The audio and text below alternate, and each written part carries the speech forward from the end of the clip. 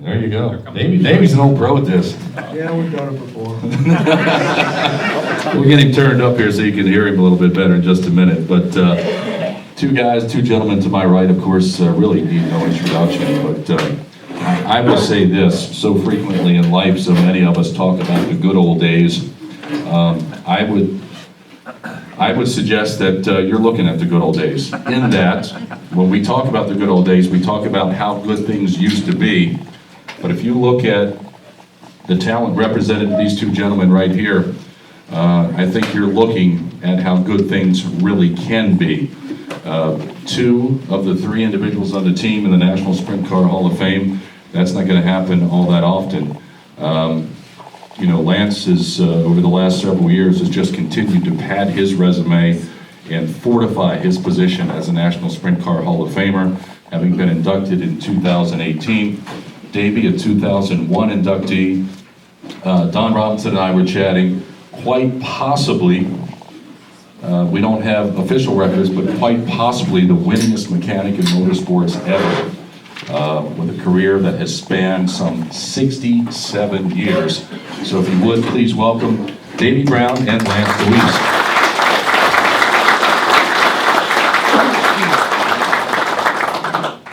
So Davey, we'll get started with you. 67 years, it has been quite a career. Wherever you go today, you're a superstar, you're a rock star. I'm just old. You're just old. I don't know about that.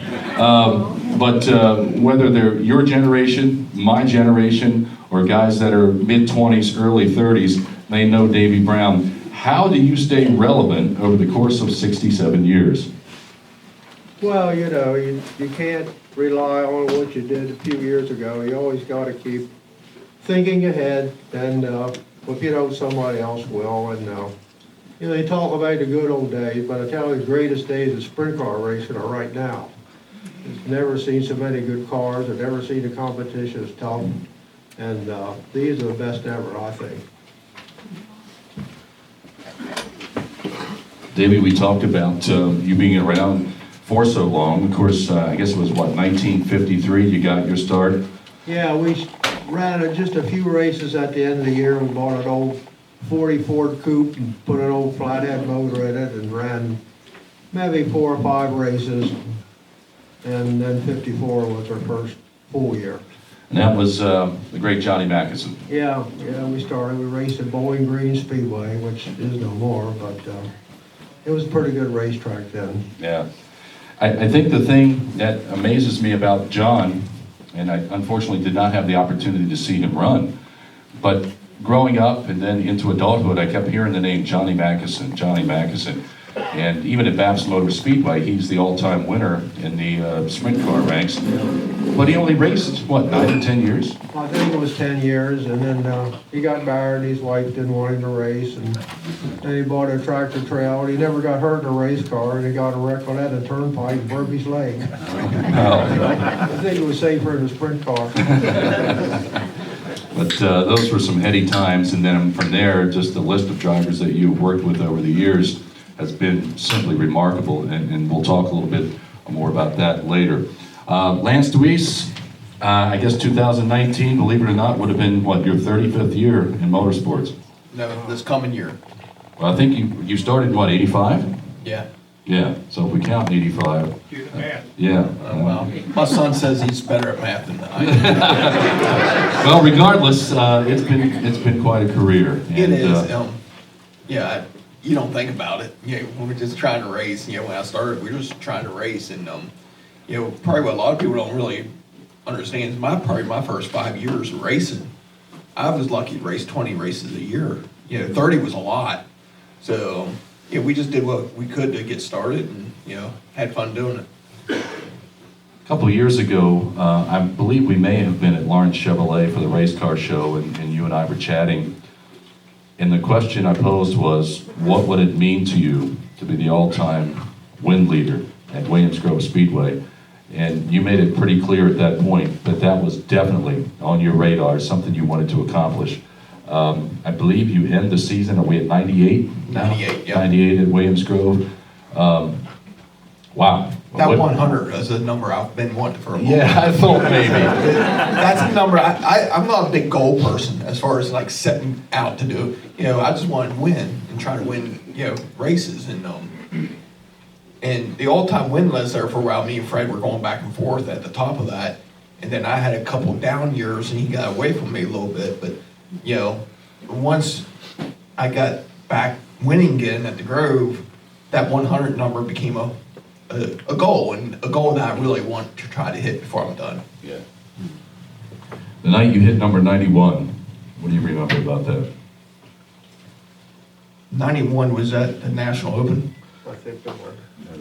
I think But that was when you passed. Fred's listed at 90 all the time, is what they have on the website anyway.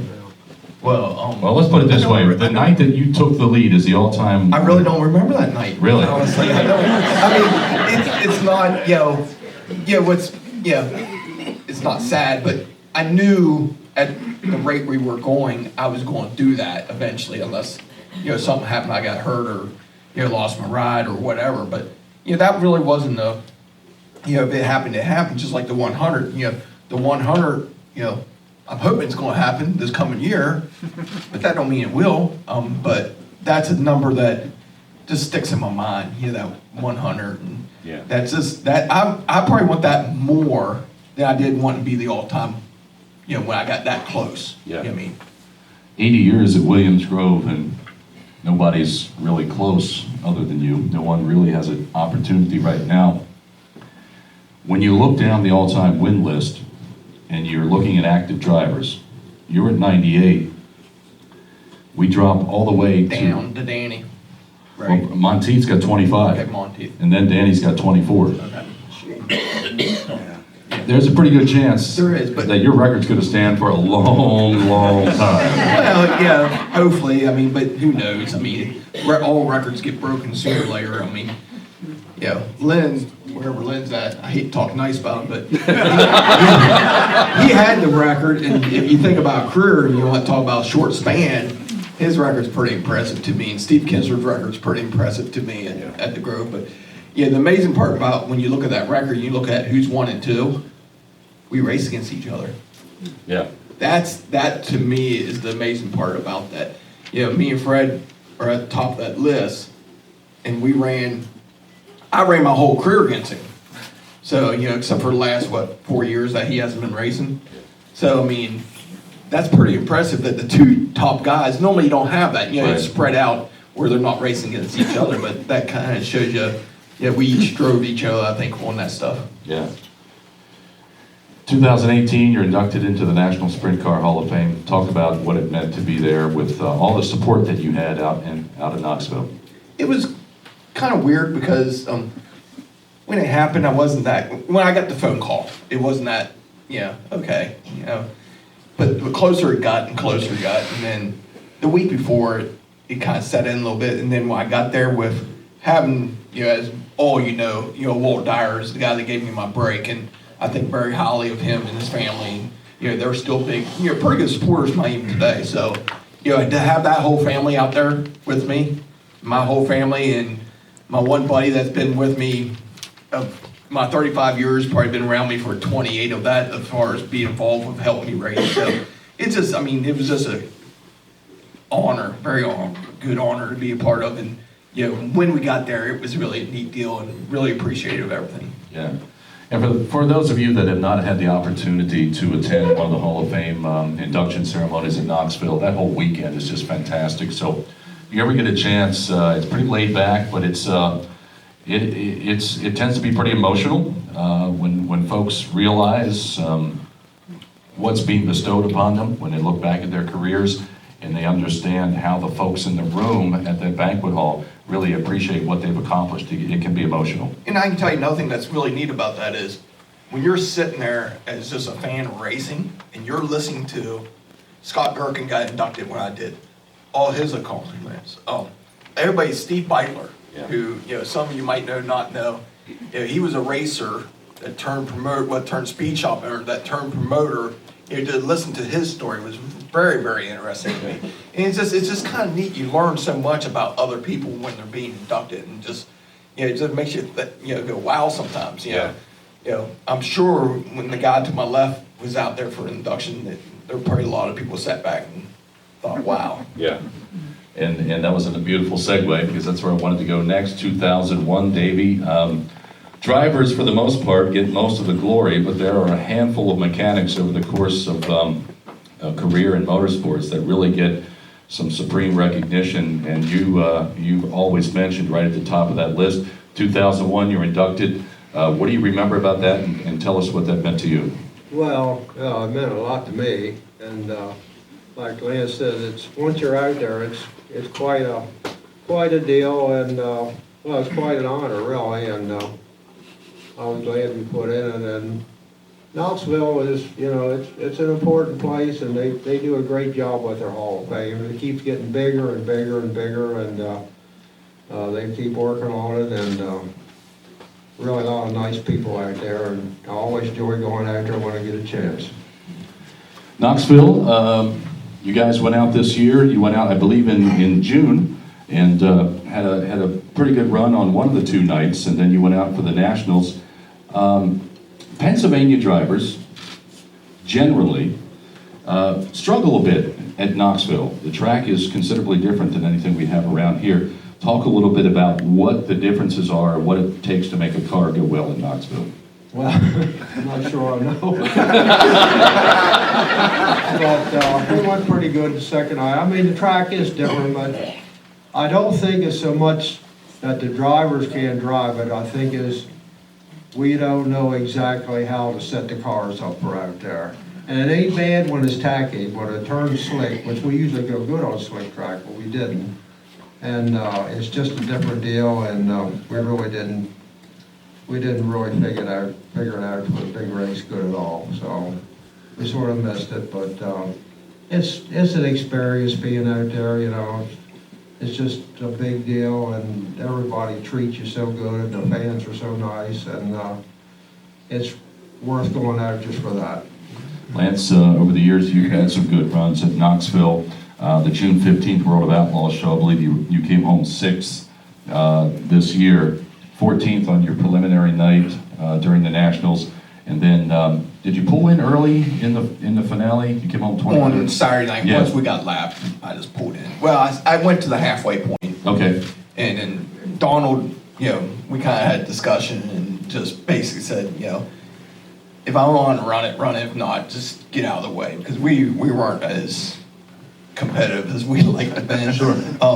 What's funny about that whole national deal was everything that we were so worried about, we actually did really good as far as the qualifying night.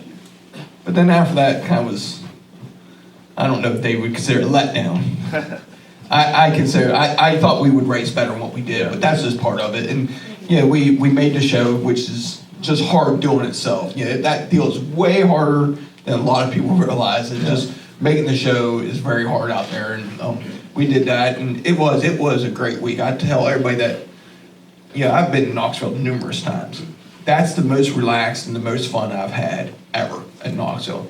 And so it didn't matter. It wasn't like I was there to prove anything. I was there to try to do what we wanted to do, put it in the show and race really good and put ourselves in a position. But I had so much fun the whole week with everything that Kendra Jacobs had us Pennsylvania guys doing. The whole off the porch deal was really great, and I just enjoyed the whole week out there. And I was out there from Sunday on, so I just really did. It was just a fun week for me. And normally when I'm there, you're tied in knots, and the pressure's on you, and it's not a fun week normally from us guys back here. But that week was really fun to me. From a racer's perspective, Lance, can you talk a little bit about the difference between racing, let's say at the Grove, at your home track, and Knoxville? I mean, they're two entirely different tracks, but from your perspective, what needs to change to be successful from one venue to the next? Well, each racetrack, even back here, has its own little quirks that you need to learn. And back here, we're pretty good at Williams Grove, always have been. Certain guys show up at Williams Grove, even race it there a lot, and can't get around the place. Knoxville, what's so hard about Knoxville is, like David said, when it's wet, it's not that difficult of a racetrack, but when it gets slick, you have to be able to run the bottom out there. Well, the bottom out there is hard. to run right lap after lap after lap. Just because you have to run, if you any of you watch Knoxville, Shots is the best to me that's ever drove Knoxville. They have to run the left front up on the berm a lot through 3 and 4, but you have to run it on the berm, but you can't hit the berm, and you enter too soon and hit the berm too hard and it shoots you out across. If you don't hit the berm right, you just don't, or you miss it totally, then you're sitting in the slick. In that place, when it gets slick, it's just like a nice racetrack because you're sitting in, it's so much momentum, it takes you a lap and a half, 2 laps to get going again. And it's a hard racetrack. It's a very hard, it's no different, to me, it's no different than Williams Grove. Williams Grove is a very hard racetrack to run, but it's a totally different type of racetrack. Knoxville's a hard racetrack to show up and go fast at. Yeah. Especially when it's slick. And if you look at the history of Knoxville, there's only a few guys that are very good there, and they're good there all the time. So it's a hard racetrack. The berm deal is really, really hard to run. We don't have no racetracks back here that we can race. It's a flat track. It's not banked very much. To me, back here, many tracks, and there's a lot of older gentlemen and people in this room that will Penn National racetrack I love to race at. It's the closest thing I ever raced on back here to Knoxville. It's a flat, big racetrack, and that's kind of what Knoxville is set for. The berm. The berm's really, really tricky. Yeah, and we're talking about the berm. For those of you who have not been there, have not seen it, there's no guardrail on the bottom of the Speedway. There is a little mound of dirt. Lance, it's tough to tell from my vantage point when I'm there, from the track, how high is that berm? It's probably about 3 feet to 4 feet range. 1 and 2 is a little higher than 3 and 4. 3 and 4 you use it a lot more than 1 and 2. 1 and 2 you'll use it on the exit if you can stay down there to get to it. But Knoxville's a really good racetrack because it's wet, but when it gets slick, there's a lane here and a lane here, and if you're here, you are done unless you're Shots. And he'll drive by him in there. But you can't slide the car, you can't lose your momentum. And if anybody that watches that race, and one of the reasons why Donnie is so good there is, if he misses the bottom, he just drives straight across the corner. He don't slide his race car at all, and takes his medicine. So he's very good there. But it's a really good racetrack to race on. Yeah. If you're right. But if you're not right, it's a hard racetrack. Yeah. Lance, you were talking about conversation prior to the race with Donnie Kreitz, the car owner, and I want both of you guys to address this, but talk about your experience working with Don. He is, I would say he's a fine car owner based on what I've seen, certainly a fine pilot himself, but he's also a businessman. I've heard said of Donald that on any given night at Williams Grove, he will know where he needs to finish in order to make money, and if he's not going to finish there, he's going to drop off because he's looking at his dollar and cents, his bottom line, at all times. Oh, I think he's a very smart businessman. I think he don't get the respect, I don't want to say respect, but the due that he should get, because he's way sharper than I think a lot of people give him credit for. And it's just, he works very hard at this. He drove for himself basically his whole career, and then he hired a driver. Never done that before, so it's a little different to him at times. We have conversations at times about the first year or so about how to handle things because he's not used to having a driver. And but he works so hard at it. It's just unbelievable. And there is nights that we go out and we won a good many races with used tires on. Just because we might be starting back a little farther and not think we can get up through far enough to make the difference up. Now, with that said, we don't show up Tux 450 and have used tires on our national. But there's nights like that. And he is very smart. He knows. I never pay attention like what every spot pays. He does. He knows pretty good at what everything is. Yeah. Davey, you've worked with Don for quite some time now. I know you're all three, with the entire team for that matter. I know you're there to win. I know you're competitors. But generally speaking, it looks like things are fairly relaxed. A, I want you to talk about that a little bit. Is that the case? And B, what was it like to work with Don as a driver, and why was he so successful? Well, yeah, I think we're a pretty much relaxed team. We've been doing it so long. You have good times, you have bad times. And sometimes you get ahead of them, sometimes you don't. We're a little behind right now in the last half of the year, so we gotta do something about that. We'll try next year. And everybody gets along good, and you have bad nights, nobody gets too upset about it, because, you know, overall, you probably have more bad nights than you do good nights, so just the way it is. But see, the competition is so tough, particularly this year. There's so many good cars that you better be 100% or you're probably not going to do well. And it just keeps getting tougher and tougher every year. And I mean, I think it's the greatest time sprint car ever. You know, I never saw this many fast cars ever. And there just really aren't any slow ones anymore. Years ago, you had 4 or 5 cars you had to beat.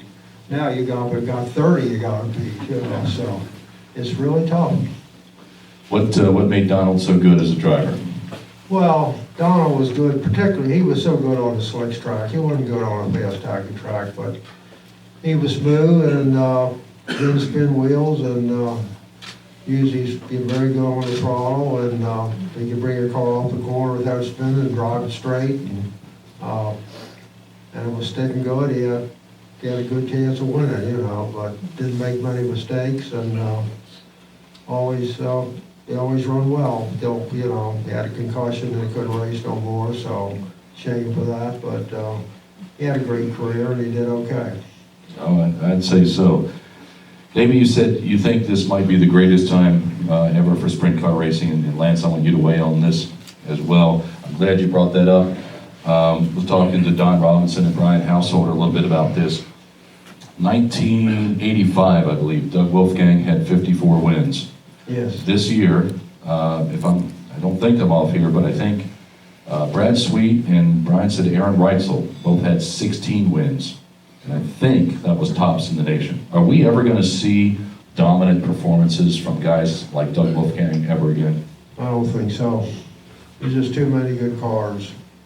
I'll say anybody has a 20-win season anymore, particularly if they're racing. Maybe if they get some tracks where they don't have a lot of not around here, you got competition if it's local, it don't matter, it's still tough. Maybe some places where the competition ain't tough, you might, but if you're going to race with the best guys, if you win 20 races a year, you had a great year, I think. So it's different, like I say, there's just too many good cars now. Yeah, that's not going to happen. That's Aaron Reitzel from Knoxville on probably was the fastest sprint car in the country, and he only ended up 16. I thought somebody had 18, but 16. So, but even that number, you know, I mean, and he was really fast all year.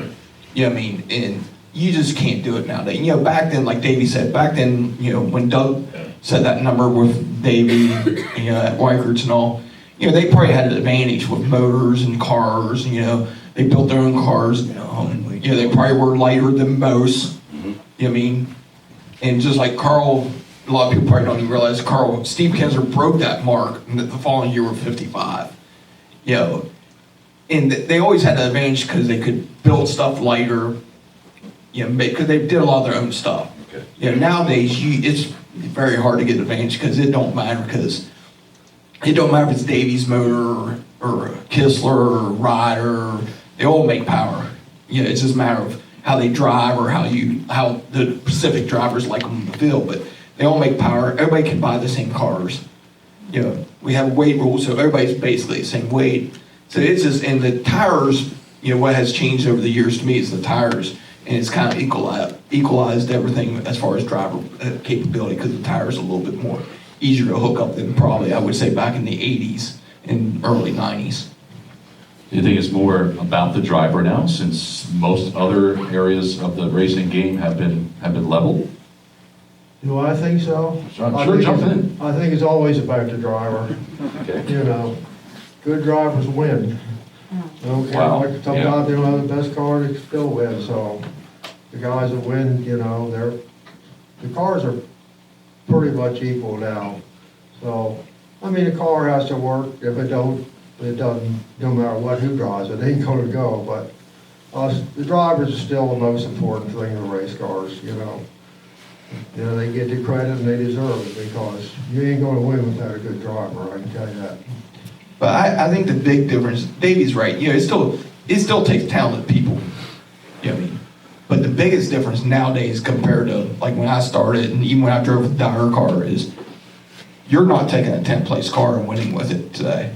That will not happen. You might take a 10th place car and the driver might make up and maybe get to 5th, but you're not. You take a typical outlaw show and everybody talks about, you know, you start up front in the heats and all that by time trials.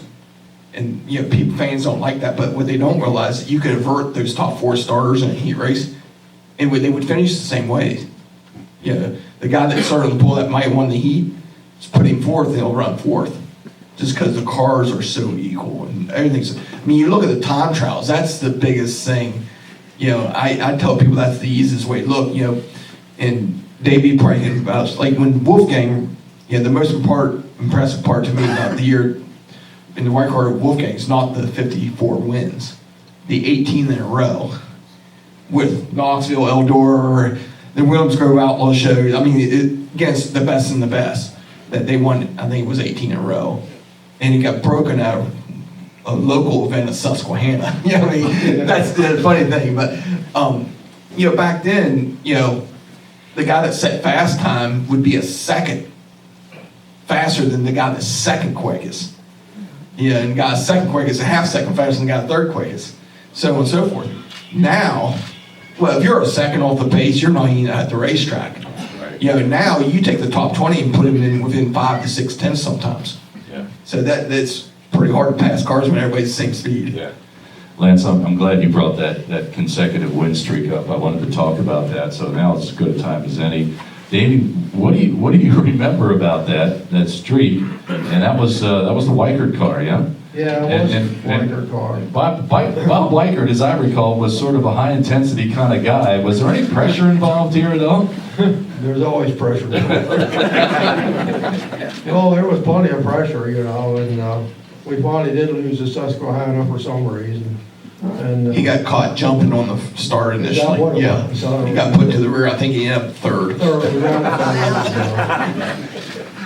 Bob wasn't too happy about that. But we had the edge on everybody, I guess. Doug built them cars himself. He built 2 cars, and they were lighter than most of the cars. And I don't know whether engines are any better, but you know, he was a heck of a race car driver, and he worked. Nobody knows how hard he worked on the cars himself. He was a hard, you know, he worked hard on them cars. So, and he was a heck of a car, and he knew the cars. He knew what he wanted, and we tried to give it, you know, what he wanted. Like we went to Knoxville the first time, we qualified on a big block, and then he didn't like it, so we built a 430, which we never even started it up. Was we wanted to qualify up front, which we did. And when I won the race with it, and put it in the car and started up in the parking lot. And the thing went out and won, which surprised me, but he hated big blocks. He didn't like them.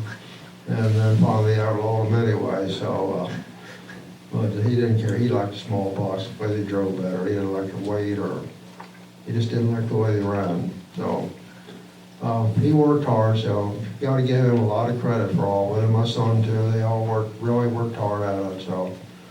And we had a lot of stuff, but there's other guys had just as good equipment as we did or better. We didn't, you know, Bob spent what he needed, but we didn't have more than anybody else, so. You never do that now. I mean, like what Lena says, never happen now. It's just too many good cars, but it was quite an experience when we did it, and certainly one I'll never forget, that's for sure. What's funny about that is he won 54. Kaufman won 32 that same year, and never even wasn't even in existence. Because everybody talked about, you know, what Doug and they did, but it was funny because I think it was, Lynn might know, I think it was 32 Kaufman won that year with Al, and they never even, nobody even talked about it. Right. Wow. You know, when Doug was in here, to your point about how hard he worked when he was in here a handful of years ago, and we talked with him for a while, it seems to me, I remember him telling a story about being at the Weichert shop on Christmas Day. He sacrificed pretty much everything for success. He probably was there working on Christmas Day, maybe I was too, I don't know. We didn't get many days off. Yeah, yeah. And he wanted to win, you know, and he worked hard at it. He wasn't a guy who just drove, you know, he said he could do stuff, and so it worked out. We raced for 3 years, and he wanted to go back home, which is understandable, and so I think the time was right for him to go back. Dave, you talk about, we'll get back to that streak here for a second. You said, you know, the car might have been a little bit lighter, so forth, but let's think about this. A streak of that length, the engine held up every night. Apparently the driver was making pretty good decisions because he didn't crash out of the event. Parts weren't breaking. The setup was apparently good. I mean, there is so much, regardless if you have a weight advantage, a little bit of power advantage, whatever, take all those things aside, there is so much that has to go just right to make that happen. It's phenomenal. Yeah, it is amazing we didn't drop out. You know, we won them races. We were not only racing around here, we were racing other places in the country too. You know, it wasn't only here. We didn't run the full outlaw circuit, but we ran here and there, and it was more than just here we run. So while everything held together, that just shows what a good job they were doing, you know, to keep stuff from breaking. So it's something we won't forget, and you know, probably never happen again the way the competition is now. I doubt it. Yeah. 2019 is in the rearview mirror. I think the Lance Dewease website has merchandise coming out for 2020, so that's a good sign for race fans in central Pennsylvania. Didn't get fired yet, I know. All right, there you I didn't get a text or a phone call from Donald, telling me not to show up. So, and my uniform and helmet bag's all still up there, so they didn't ship it down. go. Okay, So, all right, good. Finished the season, was it 9 victories? yeah. Okay, including 5 out of the first 7 events, I believe, that you entered. You got off to quite a start this year. Yeah, maybe we should have been a little slower at the beginning of the year. Worked faster at the end. But yeah, it was a good year. It's a great year.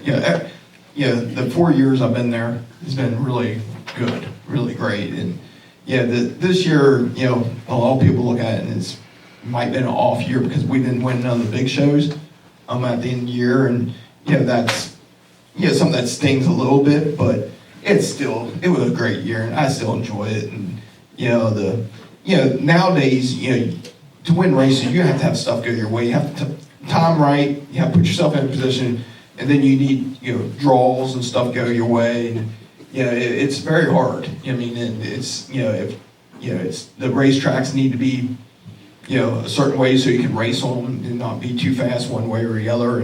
But it's still a great year. Yeah.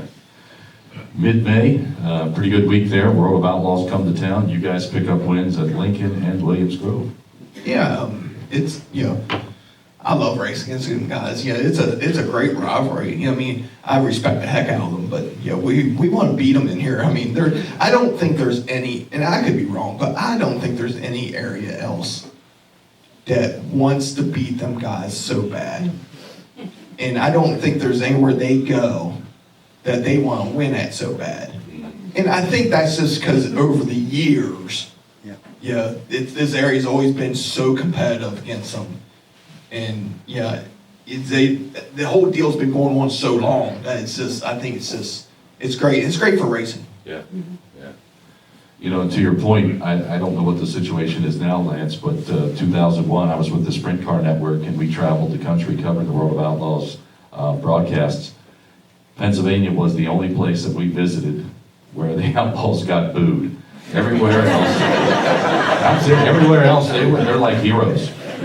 People welcome them with open arms. Now that may have changed, but that's the way it was then. Well, I don't think it's changed much. I remember one year, and this is, everybody knows Fred was not the most racer. And we flew. We were in Knoxville racing, and the Friday night that was racing in here got rained out, and they had a makeup feature. So when we got back from Knoxville, they were running this makeup feature at the Grove. And well, me and him were out walking on the track. That's when you could get out and try under a red. And the names and stuff that were being yelled at him, I told him we were walking, I was on the grandstand side, I told him I'm getting on the other side, so once they start throwing bottles at you, they'll get you.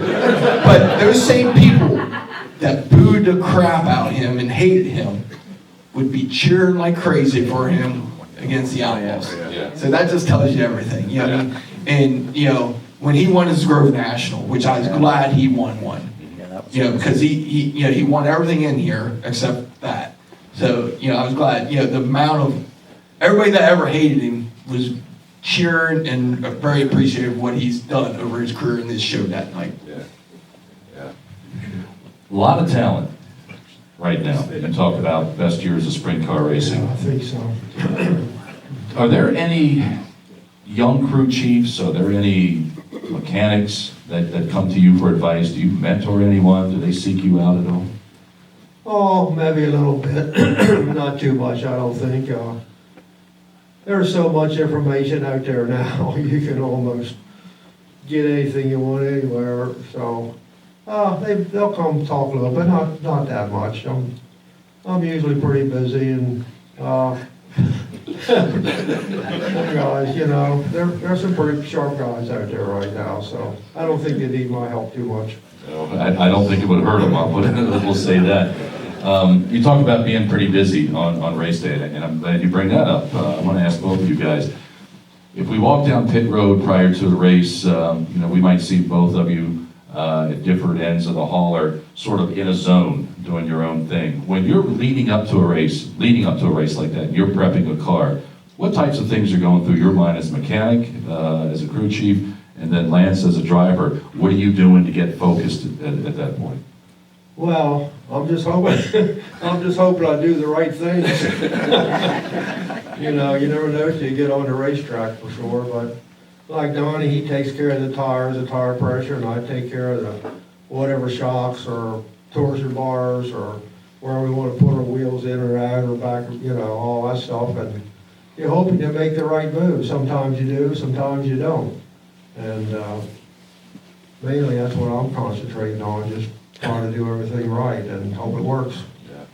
Me? You want me to lie? You want me to lie or tell you the truth? That's your call, brother. Most of the time we're talking about our DraftKings.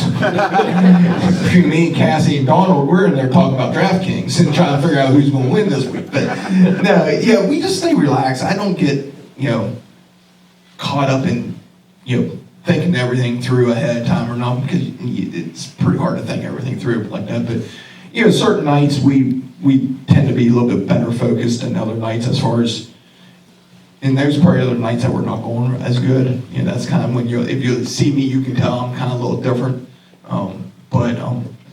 Or if something happened, you know, the week before that we're trying to get a little better at. Like, I was very upset after the Lincoln time trial event and Harestown time trial event at the end of the year about me as a driver's point. So, you know, from there on, I try to, for time trials, be a little bit better at being where I need to be and hit the marks a little better.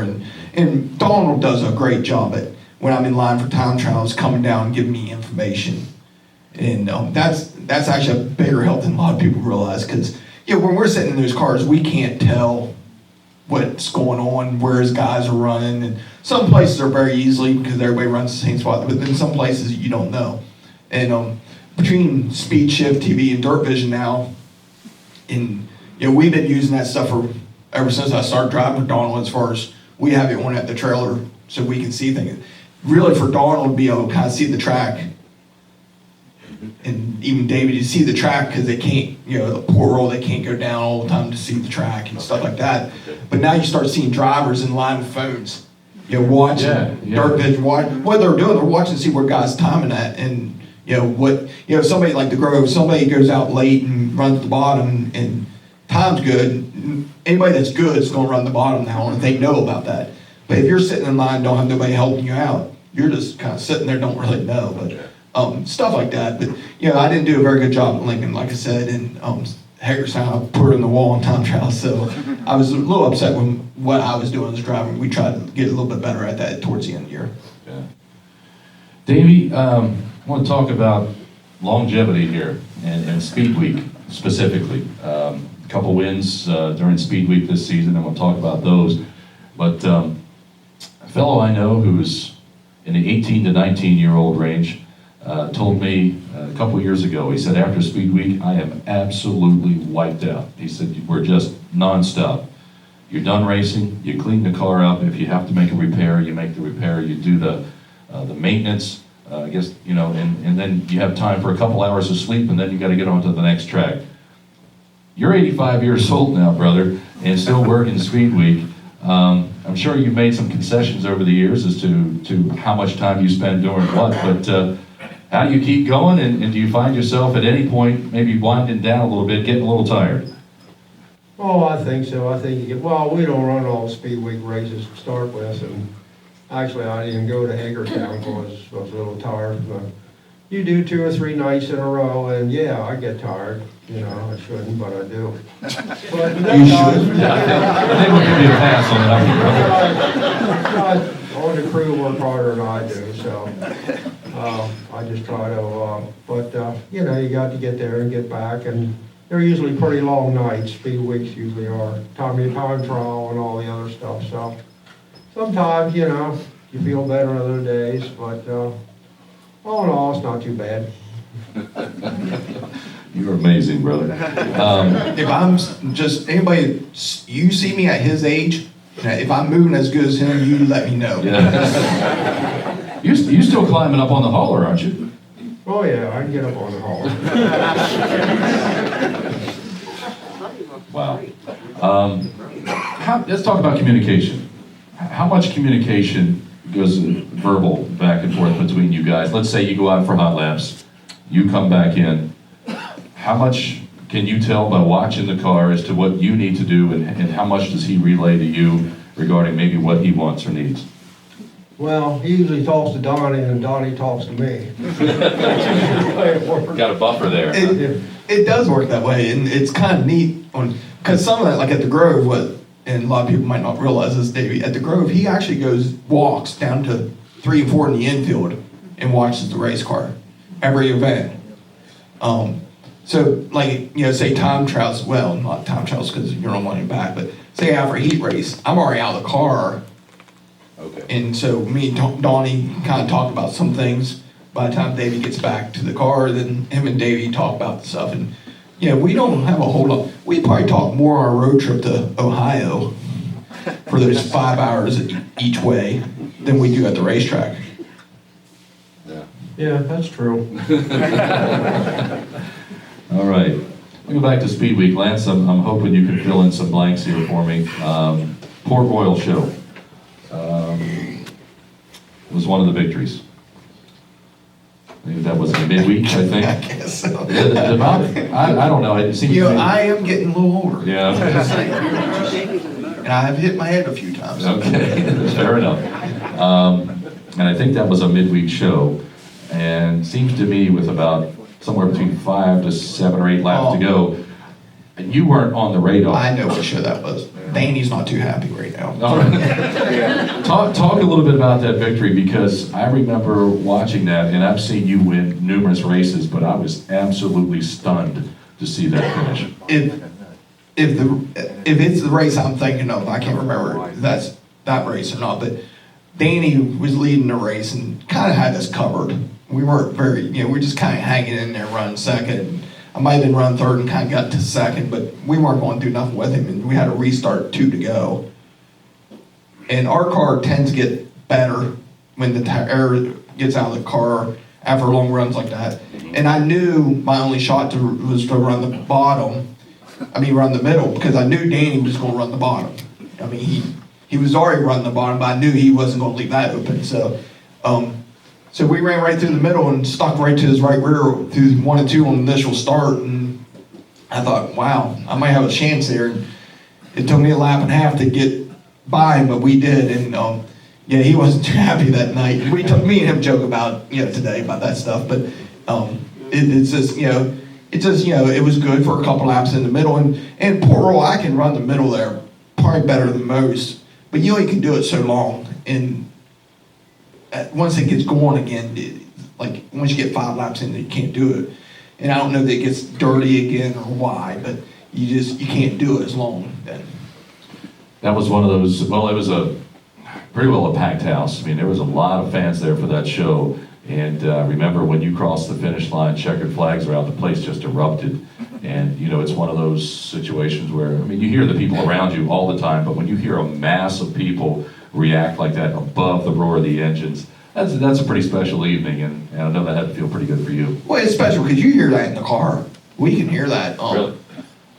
Like when I passed shots last year at the Grove National, not this past year, year before at the Grove National, I could hear the fans. I mean, you can know what's going on at times. I mean, it's just really amazing. But yeah, it's fun. I mean, and the biggest difference between now and me 20 years ago is I might have been happy to run second and not try to pass him. But I didn't care if I ran second, third, fourth, or fifth. We were there to win and wasn't worried about nothing else. You know what I mean? And, you know, if that means I faded, I faded. You know what I mean? It didn't matter. Yeah. Let's revisit that. You talked about being able to hear it in the car there, which is pretty special, but that was what, win number 4 in the National Open, I believe? Yeah. And I think Donnie has one more. Steve Kinzer has 4. Donnie has 5 at this point. Be nice to get number 5. How about it? Yeah, we were kind of hoping for it this year, but it didn't happen. Yeah, it's just, I mean, that, as everybody knows, that's a race I truly want to win every year. And that's a race I've always been very good in. Some of it's because it's 40 laps. And I love, you know, Touch 450. I love 50-lap races. I love long-distance races. It changes. The track changes so much more that the driver can kind of make some adjustments just driving-wise and make up for some things sometimes. And it's just always been my forte to say as far as long-distance races. But everybody knows the Grove National is the one that always means so much. I mean, it's our biggest race in here. I mean, it just is. And that's no disrespect for what Poor Earl has done, because Poor Earl's built Touch 450 into an amazing event. Yeah. But Williams Grove National is still the biggest race in here. Davey, the fans go wild. Your driver seems pretty happy, but Davey Brown just seems to go right along on an even keel. Yeah, well, you know, it's nice to win, but I don't get too overexcited about it. And I don't get I don't feel too bad when we lose, you know. So I mean, been doing this so long that no, winning's great, and of course the older you get, each win means more, because you know you ain't gonna be around much longer, so you don't have that many more opportunities to win. So it really is important now. Yeah, Rich Eichelberger said once, he said, you enjoy them while you're there because you never know if that's going to be your last win. That's true. Have you always been like that, so even keeled? Yeah, I guess so, pretty much, yeah. Lynn? Yeah. You better not need a pep talk. David's not going to give you one, I'll tell you that. So you don't get Lance pumped up at all? No, I don't have to. He knows what he has to do. What's funny about this is, I can't remember if Davey was there yet. I forget what night it was. Donald decided to try to have a pep talk to the whole team. Right? And, and Donald's, you know, being like trying to, trying to get everybody pumped up. I forget, it was a big race. I can't remember which It one. was Port Royal, I think. Yeah. And after the end of the night, and we showed up to the next big race, somebody asked Donald if he was going to give another pep talk, and Donald said that didn't work out last time. So we're done with that.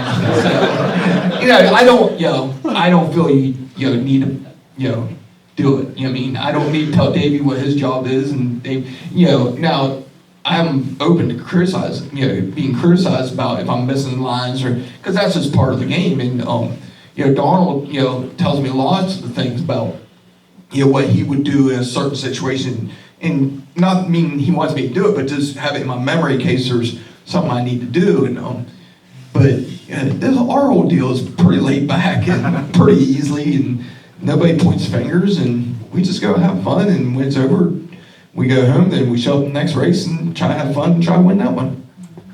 Do you provide any feedback to Lance? What, tell him how to drive or something? Well, make suggestions. No. Well, I do know one thing. Yeah. Davey's not a very good co-pilot. No? All right, go ahead. All right, Davey. You're not a very good co-pilot on a road trip. My driver was speeding. The problem with his truck is I can't see the speedometer while I was sitting anyway, so we're going down Turnpike, I guess he was running around 90, I guess. And we're passing cars, there were cops there, and I didn't see him, and we went by. Of course, he come up and pulled him over. He got a ticket.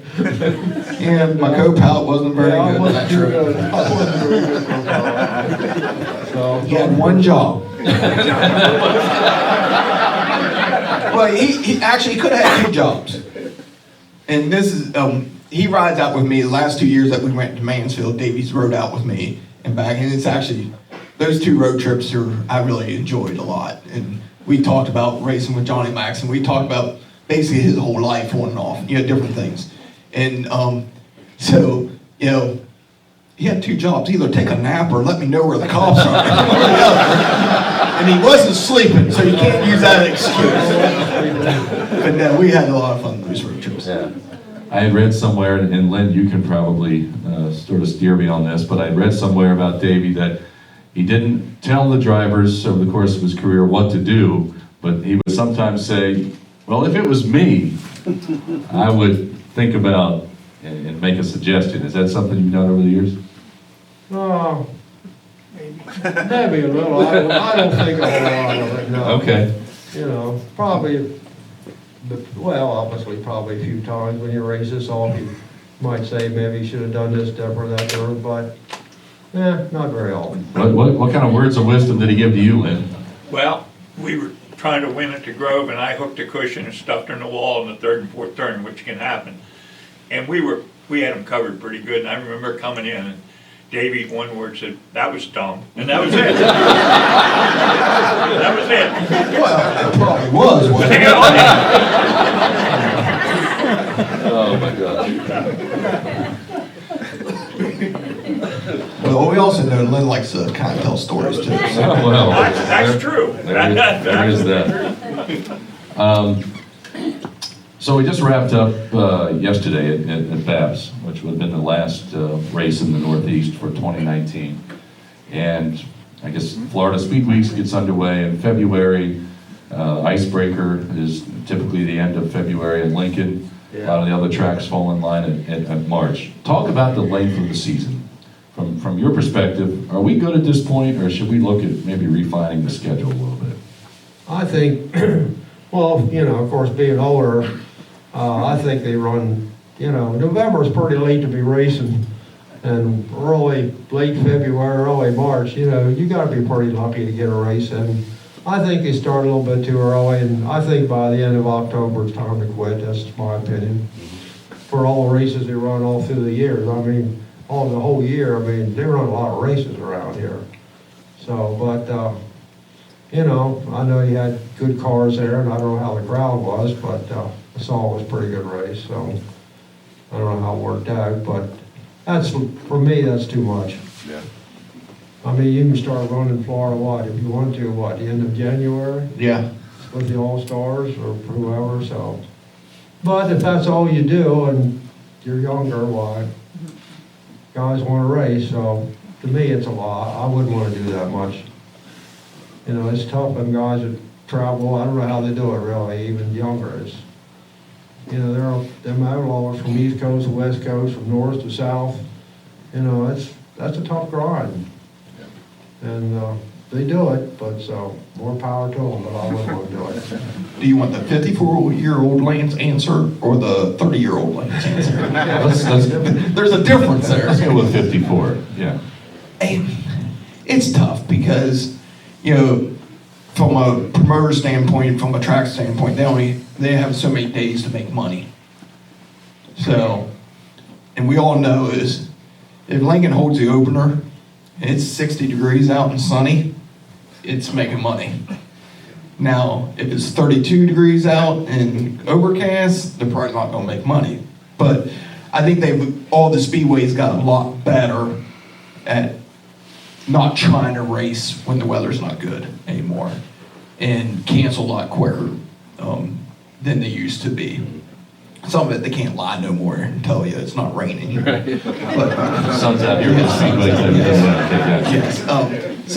It's a catch-22. You know what I mean, locally. I mean, like Davey said, I mean, when I drove for Al and the 88, and we'd start the third week of January and race to Charlotte and be more or less nonstop.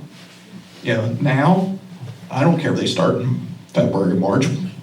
We're not going to be there, I can tell you that. Right, Davey? We ain't be there. Heck, Donald don't even have a car started yet at that stage. So, yeah, it's just, I mean, you know, guys like Danny, they want to race right now. You know, I mean, the younger guys, and I was the same way. But, you know, it is hard because you take our local tracks run, what, 30-some to 40 races a year. So let's say they start a little later, well, then all of a sudden they have 5-6 rainouts. Well, now they lost a whole month or so of any type of income, and so it's a tough deal. I understand why they do it, but it's a tough deal. But yeah, the cold weather is not fun to race in. I can tell you that personally. I don't enjoy it. I never did enjoy going to, you know, when it's 32 degrees. You know, when Hare's time used to open the season, I've been there with snow falling and the sun was melting the snow and the water was running out on the track, and we raced. And I mean, it's not fun when it's that cold. I think the end of the year is actually probably worse for the speedways than the beginning of the year, because everybody's kind of getting low on the funds, and you got football seasons, you got high school football, college football. You know, high school probably more important than all of them, but you know, I think the Grove National could be the last race in here. Yeah. You know, I mean, it just, you know, the Susquehanna, the BAPS, whatever you want to call it, middle of November. That's, you know, I know our weather's a little different than it used to be, but it's still, you know, sitting in those grandstands yesterday wouldn't have been too much fun to me. So it's pretty cold and windy when you're just sitting around. Yeah. Lance, you know, by virtue of the length of your career, your accomplishments, you're you're the leader of the field here in Central Pennsylvania as far as drivers go. Do you ever have track owners consult with you about programs, about does it make sense for us to run today, that type of thing? Do they look to you for a driver's perspective at all? No, they care less. I shouldn't say. I mean, Justin Lowe will call me over the winter, and we will talk about different things. He wants my input. He used to do it with me, Greg, you know, a few of us, you know, drivers. But me and him used to talk a good bit about different things. You know, if he, you know, rule changes, if there's upcoming ones, you know, and different things like that. He's one of the few that's ever reached out, you know, to me about stuff. But yeah, it's hard. You know, it's, you know, because what I might think's good, you know, the next driver might not think's good. But I've always been pretty trying to give an honest what's best for the sport, not me in general, because it's, you know, the sport needs to survive. So it's, you know, you can't be greedy on that end of it when they're asking for input. And, you know, poor old, you know, a few times here and there, but they've done such a good job. It's, you know, they kind of got their heads on straight and really turned that place around. And it's pretty amazing because I've been around long enough. I know when that place was all but gone. You know, so it's pretty amazing to see what effort and hard work can do. Yes,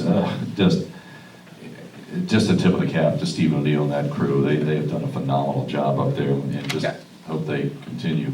You told me I'm the kind of the leader of the group. Monteith this year told me I cannot retire yet. Oh, okay. Because he would be next the in line, oldest. right. Yes. And I didn't realize that. Yeah, he's not much of a talker either. No, and yeah, we park close to each other at the Grove, and one night we come out and we were just saying hi, and we don't talk a lot to each other. And he just said, "You can't retire anytime soon." And then we talked about the age and all that, and it was just funny because I really never thought about that. Yeah. He's the next oldest one of us guys. Yeah, and I'm glad you bring that up. You know, I want you to maybe weigh in from a driver's perspective, but you know, Brian's now an 8-time champion at Lincoln Speedway, and you know, Fred, Steve Smith both have more championships, but Brian Monteith has done it with the same team. They've got pretty much the same car owner, crew chief. I mean, some of the crew members have come and gone, but that's a core group that has been together. I talked to him yesterday. He said next year will be 18 years together. That just doesn't happen. It don't happen. And, my run with Dyer was 7.5 years, 9.5 years, I can't remember that, but that was a long time. I mean, and that just don't happen. But you have to have a great corner. You have to have a corner that's not about winning, I think, or not. I shouldn't say that, but it takes everything in stride. And when they're on their down, the other year they had a down year. It's not the driver. The driver didn't get. That's the funniest thing I ever heard was, when somebody has a down year, the people act like the driver forgot how to drive. People, I don't forget how to drive. Davey don't forget how to build motors or work on race cars. Fred Raymer never forgot how to drive a race car. I guarantee you today, you strap him back in one, he still knows how to drive that thing. You know what I mean? It's just, the whole package has to be right. And, for somebody to stick with somebody that long, it's just amazing. And you don't see it. I mean, you only see those relationships normally, that last a while like that is if it's a family deal or maybe the driver's bringing something to the deal. But, I think Jerry's a pretty good guy. And Brian's a really good guy. So, it was a match that worked and still working today. One of the discussions today in the field of sprint cars, certainly locally, is the big time owners don't seem to be the big time team owners as they once were. There's more of the family teams. There's teams that are scaled back, maybe run part time, that type of thing. Because of that, if a driver finds himself in a position where, I'm a car owner and I say, well, it's been good, but I think I'm going to hang it up.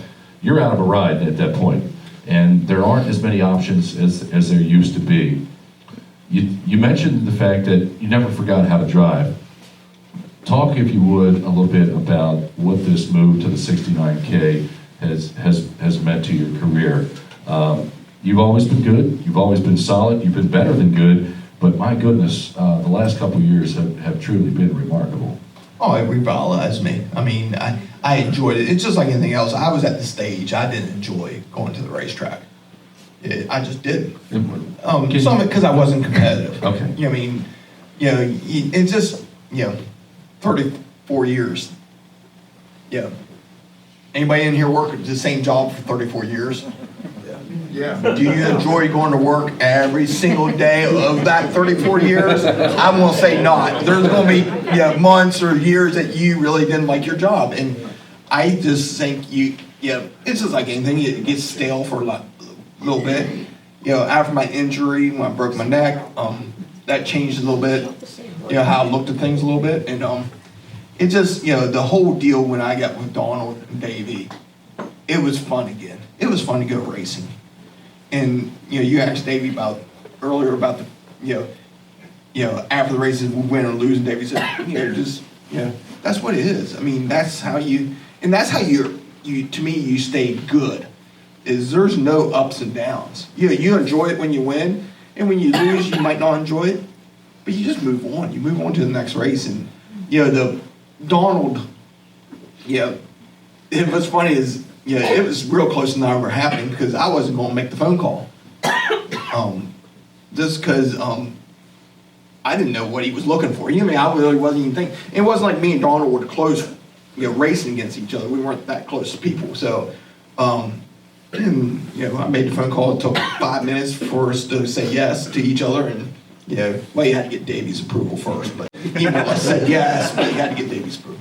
But, it brought fun back to the racing, and my wife would tell you I'm a lot better at home now. Because it does. Don't let it fool you. We try to, I probably take stuff home more than leave it at the track. And not that I'm mean to people at home, but I'm very quiet, and if it's a bad night at the racetrack, and I get home, my wife knows it without me even saying a word. So she knows it because somebody already told her. It just, she knows by the look or how I'm acting, it wasn't a good night. So those nights are a lot better. I enjoy it more. And I'm gonna ride it. Yeah, yeah. So let's go back to that phone call. How did that whole thing transpire? Did someone say, hey, you should probably call Don? Did Don get in touch with you, or what happened there? Anybody knows my mom, my parents backed me from day one of doing this. My dad probably missed 3 races of his life, missing of mine, till his passing. So, they were a big supporter of me, and still are, my mom is. And my mom reads everything that's on social media and believes 90% of it, which we try to tell her 90% of it's not true. You know what I mean? So, and she said something. I was at our embroidery business, and she said something about it was that Donald was hunting a driver. Why didn't you call him? And so I drove home on that ride home, which that's how I kind of think the best is when I'm driving. And I said, well, why not? I know the car's good. That's the thing that enticed me. I know how fast that race car was. I raced against it. I know how fast it was. So, so I called. I think he was stunned. I called. Donald was, I think, and we talked a little bit, and and basically said okay, because the people that were contacting him didn't have my resume or my experience. And one thing that Donald can't have is somebody that's young, that's tearing race cars up. Yeah. And that's not good for anybody, as an owner, because even if you can afford it, all you're doing then, you're just building race cars. You don't have a chance to get it faster. So, it was about 5 minutes, and he said, as far as I'm concerned, we got a deal. He said, I just have to prove it with Davey. So you have to ask Davey about it. Donald was on his phone call. I don't have nothing to do about that. It wasn't like we were on conference call. So there was no conference call at Bright's World headquarters? No, he just called me and he said, Lance would like to drive the car. What do you think about it? I said, it's fine by me. I think it'll work out okay. And that was about it. You all having to learn by now, Davey don't say too much. What do you recall about the first event together? Do you remember the first event 3 of you competed in? I remember the first night we went to Port. Now, everybody knows I've raced Port a lot. And we ran 3rd. And we're down the front stretch where we have to be. And Davey comes up to me, and the first words out of his mouth goes, man, that thing wasn't very good. And I'm thinking to myself, we weren't that great, but we ran 3rd. And I think we started back, and we passed. And I'm like, okay, I'm okay with that. Because I can tell you what, there is not a whole lot of mechanics that I've ever been around that will come up and tell you that car's not that good when you ran 3rd. Okay.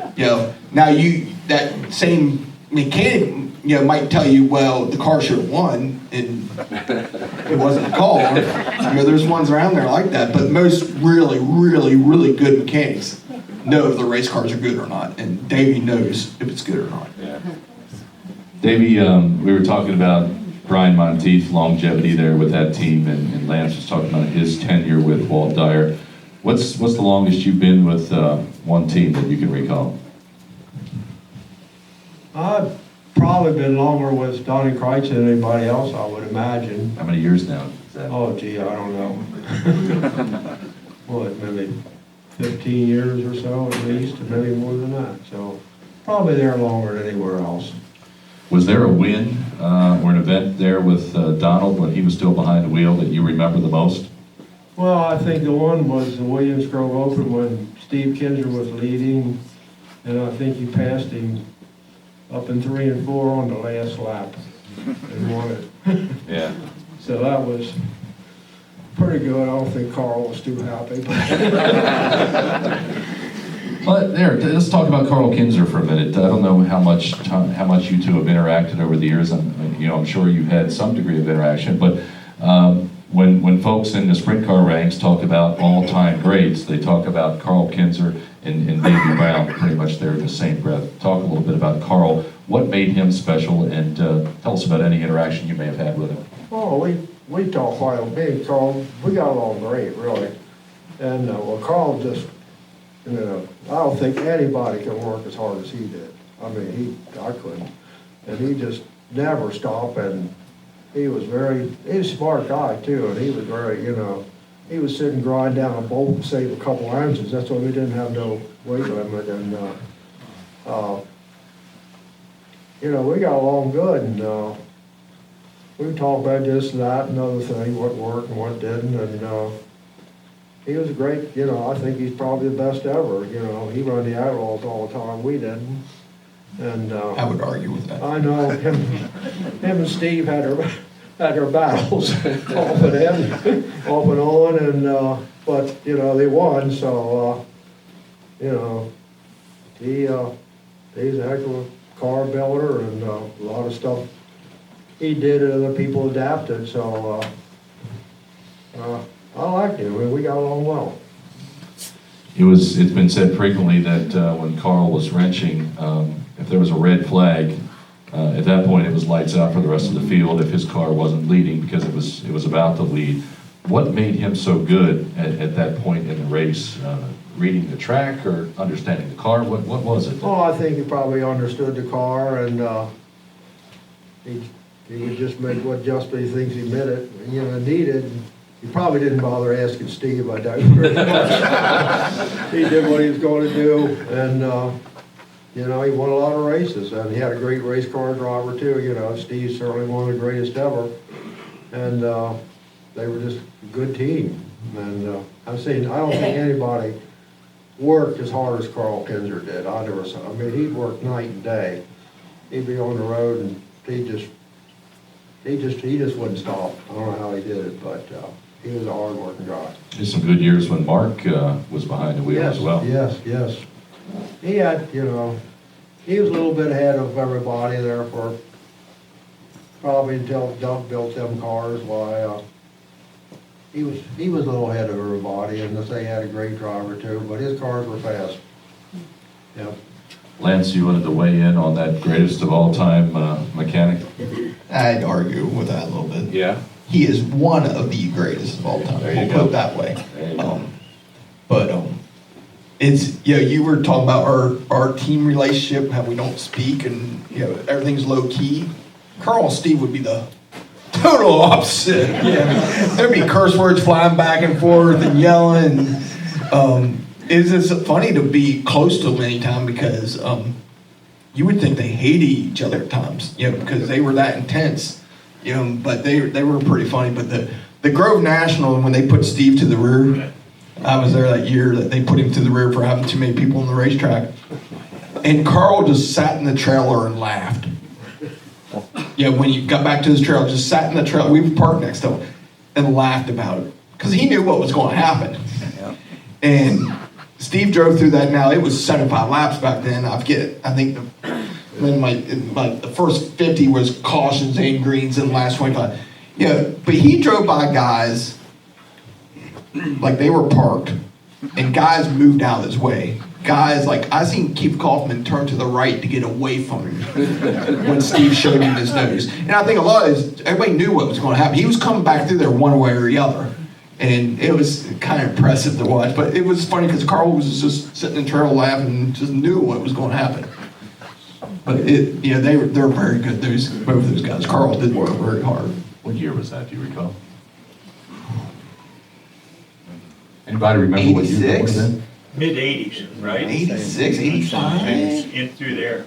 Somewhere around that. Yeah. All right. Yeah, I remember one time, Carl didn't have a tack in the car. So Carl worked all day. I think we was down in Lincoln. I don't know where we were. Got this tack in. Steve went out and warmed up and said, "We spent all that time putting all this tack in this damn thing still won't run." He was good. He went back and forth like he couldn't believe it. They were pretty adamant to each other. Dave, have you always been able to maintain this type of relationship, the relationship you have here with Lance, with the other drivers that you worked with over the years? Have you been pretty successful at that? Yeah, I think so. I don't remember having a lot of problems with anybody, really. Yeah. Did the best we could, and that was it. Well, I think it's because he's laid back. He enjoys it. He's just laid back, and there's no pointing fingers, and they're just, you're just enjoying it and having fun, and it's easy to get along when, nobody's blaming somebody else for, something that's not going right. Yeah. David, we talked about the list of drivers that you've worked with over the years, and I don't have a complete list, but I do have a partial list here. What I'd like to do is just mention some names and then have you make some comments about that driver, whether it's, just ability or funny story, personality, whatever the case. Remember, Lynn's in the room. Oh, we're going to get there. That's all right. Tell us a little bit about Johnny Maxson. You got your start with him. Well, yeah, we went to high school together. He was a year younger than me, but Johnny just had a natural talent. I mean, he just jumped in the car and right off the bat, he passed. I mean, he just, it came easy to him, really. And Davey, didn't you drive a little bit? I drove a little bit. We both had a car. He was a better driver than I was, so I decided I'd work on him and let him drive. And it worked out pretty well. And there, my friends, is today's understatement. All right, Dick Tobias. Well, Dick, he could drive anything, modified, sprint car, and he was a great driver. I mean, he wouldn't worry whether he was running third or fourth or fifth, but at the end of the race, he would save it for the end, and he would come up through if the car was capable of coming through, and he was a good car builder, and we built some of the cars together, and he wanted to run USAC sprint cars, to do something different, and unfortunately, we did. We went out to Terry Holt first time and won with him. USAC wasn't too happy about that. None of them guys were used to getting beat. And we went over to Fairgrounds on the mile, and I think it was a two-feature. And I think we won one second, another one. So, our car was lighter. Our car was way ahead of their cars. And I think New Jersey, unfortunately, got upside down and way up on they had a big high wooden fence there and landed backwards on it, and didn't have the high back seats and all the stuff we had now. So we know what we know now would never happen, but it was a little different in them days. Davey, I'd read somewhere that Dick's passing in 1978, you took that pretty hard and gave some consideration to walking away at that point. Yeah, I did. We've raced together for a long time, really, between the modifieds and everything, and it was tough. I definitely thought about it, giving it up. As a kid, when I was a kid, up at the Reading Fairgrounds, and I would see Dick Tobias, and he was so successful, he always struck me as somebody that was really intense. Was he, or what kind of guy was he at the track? Well, he wasn't. I mean, I don't think it was hard. He wasn't hard to get along with anything. And, he wanted to win, of course, like all the drivers. And he was, we never had any problems. And like I say, at that time, he wouldn't push so hard early in the race, but at that time, if he had a better car, he could still come up through a win. Now, it's so competitive now, if you don't start up front, now and then you can do it, but you think, well, we ain't gonna go, and then about maybe 6-8 laps to go, all of a sudden, here you could start, passing cars, and he didn't wreck much cars, and he was a good driver, he was a great driver. He won a lot of races, and he could ride modified sprint cars, just about anything, Yeah. Lance, if you have any recollections of any of these drivers, having watched them race or raced against them, if we get a little bit further along here, feel free to jump in. Bobby Gerhardt, they called him Mr. Carr. Yeah, well, I don't think anybody was much more fun to race for than Bob. He had a lot of fun. He was a great driver, and he was fun to be around with, and he was always one pulling jokes on people all the time. That's just his main thing. He would always get somebody with something. But, we won a lot of races together, and I think we probably raced together. Well, I don't know, maybe 6, 8 years, maybe quite a while. In them days when we run over here, you had a chance. If you run a carburetor, you got a bonus if you won. I think that's the way it was, just the fuel injection. So we run a carburetor to get the extra money, and we won quite a few races. Yeah. Yeah, there's some interesting times where Yeah. the divisions were sort of evolving, and you had different body styles, different Yes. chassis, different engine combinations Yeah. running. Yeah, it was, some were 30 by 90, some of the old, everything was involved at that time. Everything changed till they finally just went to sprint cars. Yeah. Was this we talking like the early mid-60s here at that point? Does that sound about right? Yeah, Okay. yeah. All right. We run Reading because that time, I think Reading paid as much for third place as Williams Grove paid to win. So in the late 50s, early 60s, Reading was where the money was. And Bridgeport, and the money was good. Different type of racing, but you had to race where the money was. Davey, you talked about, I'm backing up just for a second, but I want to get to the point you just made about Reading and the money. You said Dick Tobias wanted to run USAC sprint cars, but because Reading had such a strong program and a payout, there were a number of sprint car guys that sort of transitioned into modifieds. I remember Bobby Allen, Kenny Weld was Kenny there. Weld, Yeah. Well, yeah, I mean, it basically was the money, like I say. Third place at Reading paid the same as Williams Grove won. So if you run first or second, you made more money, and they had some great racing over there. I mean, it was a good place. There for a while, they were racing some Fridays and Sunday night because they had so many people. Used to be, if you didn't get there as a crowd, if you didn't get there by 4 or 5 o'clock in the afternoon, you probably wouldn't have got a seat. So then they raced twice a week, but then I think they overdid it a little bit and got sort of going down a little bit. But when it was in its heyday, it was really a place to race in them days. Yeah. Mitch Smith. Well, I didn't race too long with Mitch, but Mitch did either one of two things. Either one or put it in the fence. But the thing about Mitch, the older he got, the better he got. Yeah. Yeah, because as he got older, he calmed down, and he could really drive a race car, but I remember one time it was at Port Royal, and Ray Tilley was really fast. He had that Ford. We just had a small block Chevy. And I told Mitch, I said, because we were winning up there, and I told him, I said, you're probably not going to beat Ray, so when he comes up, just let him go on by. And that didn't work for Mitch. He really didn't. Number one, wide open, never lifted. And of course, he didn't make it. Think about it, Mitch. Was that your fault then? Huh? Was that your fault that you wrecked? Mine? Yeah. No. I think about Mitch, when he wrecked a car, he would always get, he would never remember it.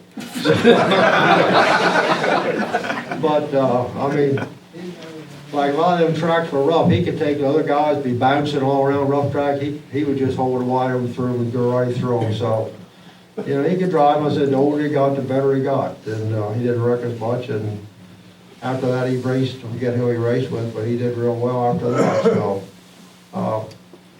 he was fun to work with. He really was. All right. Mr. Paxton, you spent some time with Lynn. What do you remember about those years? Well, what can you say? I don't know how many races we won together, but it was a lot. Maynard Boop was really a great guy to work with. Lynn was good to work with, and we had, I guess we were mostly big blocks in that they always They never throttled good, they always run hot, they wouldn't take off at the restarts, we didn't know what we know now. In other words, Lynn just bitched a lot. Lynn just complained a lot. Is that what you're saying? And,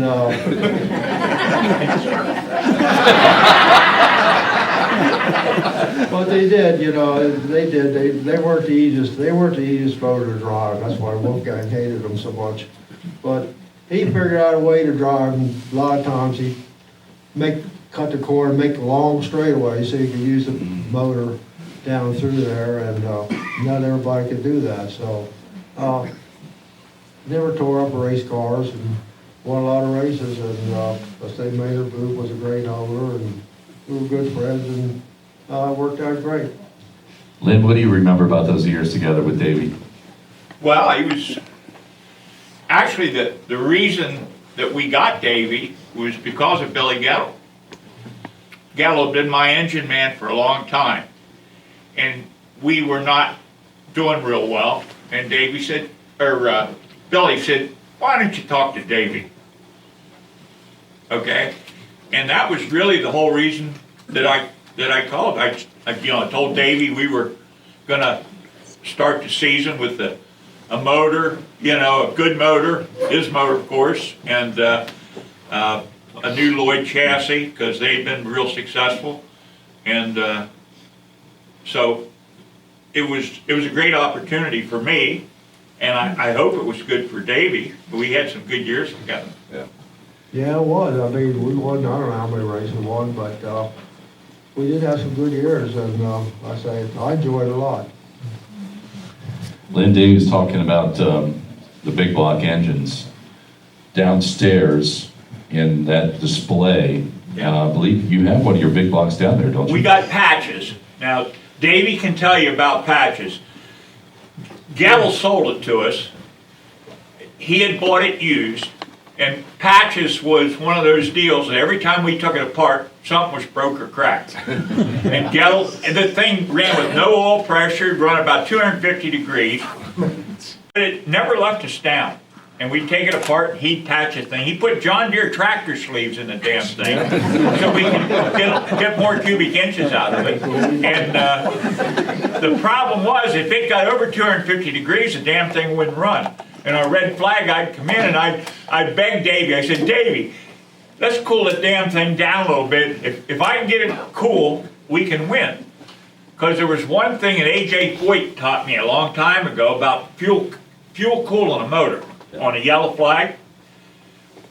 Well, Davey, what I'd do is I'd shut the switch off and throttle wide open and bring the alcohol in. And I could bring her down 30 degrees, and that we'd go like hell. Davey one time, he said, what the hell was that? I heard the motor cracking. He could tell what was going on. And I said, well, I was fuel cooling the motor. And he said, well, you could file a plug or something like that. But he never gave me hell because it won a couple races. It works very well, too. Yeah.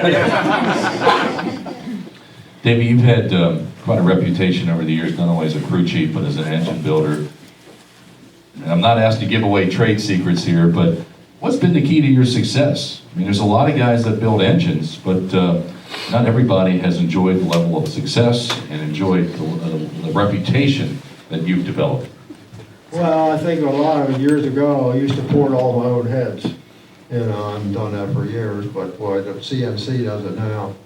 And I think a lot of we probably had at that time had better heads than most of the other guys do, and maybe a little better on the camshaft and valve train. And that was pretty much it, I think. Yeah. All right. You had no dyno. No, I didn't have a dyno. Well, let's talk about that. How much does a dyno mean today? Oh, I don't know, It's good. You can put them on, you can break your motor in, you can see if any little things are wrong with it, where sometimes you put it in you didn't know. The guys all like to see big dyno motor numbers, and that doesn't always mean it's going to run right on the race. I never dyno motors for a year, but lately I've been putting on just to break them in. They don't make big numbers, but I look for how they run on a racetrack more than anything, so whether they can drive them, whether they're spinning wheels, or whether they accelerate. I work more about acceleration than top horsepower, but you know, the day of building your own motors is pretty much come, hardly anybody. Everybody buys their motors from somebody anymore, so that day's pretty much come to an end, I guess. Yeah. All right, let's get back to our list of drivers. Doug Wolfgang. Well, what can you say, you know, he come in to race for Weichert, and I didn't really know Doug. And he wanted to, I guess he ran the cars we had with the big blocks in them. He come in late, he ran probably towards the end of the season, and he won some races. He didn't like the cars or the big blocks, so he went home, went down to Bob Trostle's shop, built 2 cars of his own, and I guess we switched over pretty much to small. We just still had some big block cars then, and those cars, they were basically ahead of their time at that time, you know.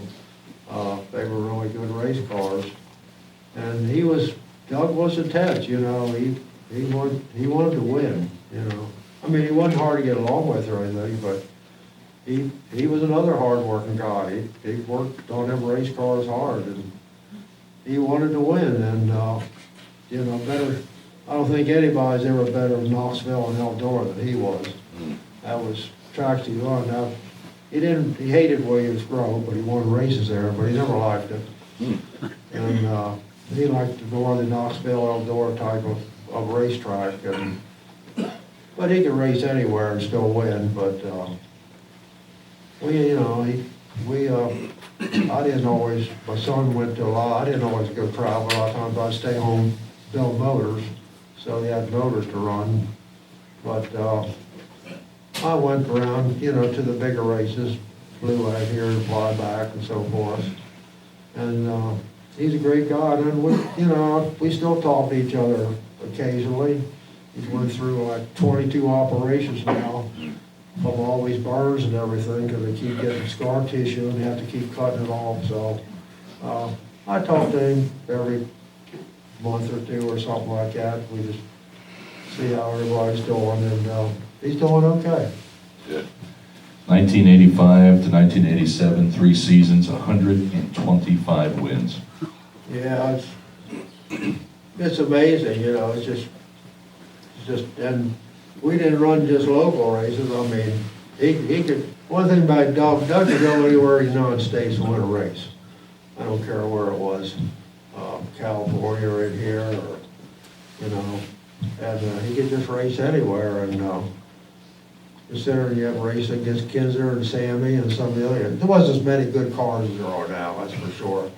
He had a half a dozen, probably, no, maybe a little more than that, but it was just 3 amazing years, and that probably won't be too, you know, it's too many good cars now, but you never know. Somebody might come out with something that's vastly superior. It's not impossible. It still could happen again, so you never know. Lance, I know it's been early in your career, but any recollections of competing with Doug? The only time I remember competing, because, like I said, I didn't race a whole lot. Actually, Weichert kept me racing when I first started. I used to go over to see Davey's son and buy used parts off of them when Doug was driving the car. And so that's how I started and kept going, you know what I mean? And it was early my first year racing. We was at Jennerstown, and I thought I was flying until the 29 drove by me going down the straightaway. I realized I wasn't going that fast. So, you know, Doug was a great guy. I got along good with Doug, and I kind of always, that's who I kind of looked up to and pictured myself being a lot more like Doug than the other guy, like Steve or Sammy. And he was a really good guy, and you know, they did do unbelievable things together, and it just shows you what, you know, hard work and dedication can do. And you know, it just, you know, his career probably got cut a little short with his fire, you know, the burns and all that, but he was very good on those big racetracks, and he would love Port Royal right now, wouldn't he, Davey? Yeah, he would love he would like. That's the type of track he liked, you know. He would love Port Royal where it is right now. Yep, he was best on them tracks. I say he never liked, he won at Williams Grove. I can't say he never liked it though. But he liked more of the round, wide open, like well, he grew up racing on Knoxville and Eldor. That was he was so smooth, he'd never get the car sideways, just keep it dead straight. And he wasn't probably, on the small tracks, was probably not as, he liked the big, really fast racetracks. That's what he was best at. What was your first recollection of Lance? When do you remember him showing up on your radar? Well, when he was running Dyer's car, 461, he won a lot of races with that car, Brickville, and I guess that's probably about the first time I remember. I know he's raced before that, but Yeah. him and the 461 they were tough to beat. Yeah. Chesson brothers, James and PJ. Yeah, well, they were brothers, but they were different as night and day. PJ, you never knew what he was going to do. Jamie was quiet, he was absolutely up. We raced there for 2 or 3 years, and we won some races. We didn't win a lot, but PJ was fun, you know. He never got too serious about it. Jamie was quiet, but we won. He won some big races here and there, and we didn't win a lot. But PJ did win the 100,000 out at Port Royal, or out at Eldora rather. And I wasn't out there. He was talking to me because my wife wasn't well and I couldn't go. But that was big win, probably his biggest win, I imagine. And I see him. He comes to races now and then. I see the pair of them, and we talk a little bit. And he's into this business, that business, and everything else, you know. And he like his dad. They're wheeler dealers, but Jay, they're just complete opposite people, but all incredibly nice people, all of them. Davey, it was the historical big one, and I believe it would have been 2001 that PJ won there at Eldora, and we were covering that for the Sprint Car Network. He had quite a celebration on the front stretch, but the thing I remember was they were the last hauler into pits because they were celebrating, and then they left, got all the way back to their hotel and said, "Oh, we forgot to pick up the money." Yeah, I can believe that. Yeah. We don't have to worry about that, Dave. We don't have that problem. Linda be over there waiting. You wouldn't have to worry about somebody forgetting. Yeah, I can believe him doing that. Yeah. Probably partying. Yeah. I don't think you race for the money. They didn't need money, but No, they came from a pretty good family, I think, right? yeah, they had a lot of good businesses, but they raced for the fun of it. But that was his biggest win. I think he had a wreck or something. He bowled a 3-inch wicker bill on it or something, and went out and beat him. So it was. I think we raced two, but I raced a lot more with Jamie than I did PJ, really. Now, Dave, do you remember that night? How long a night that was?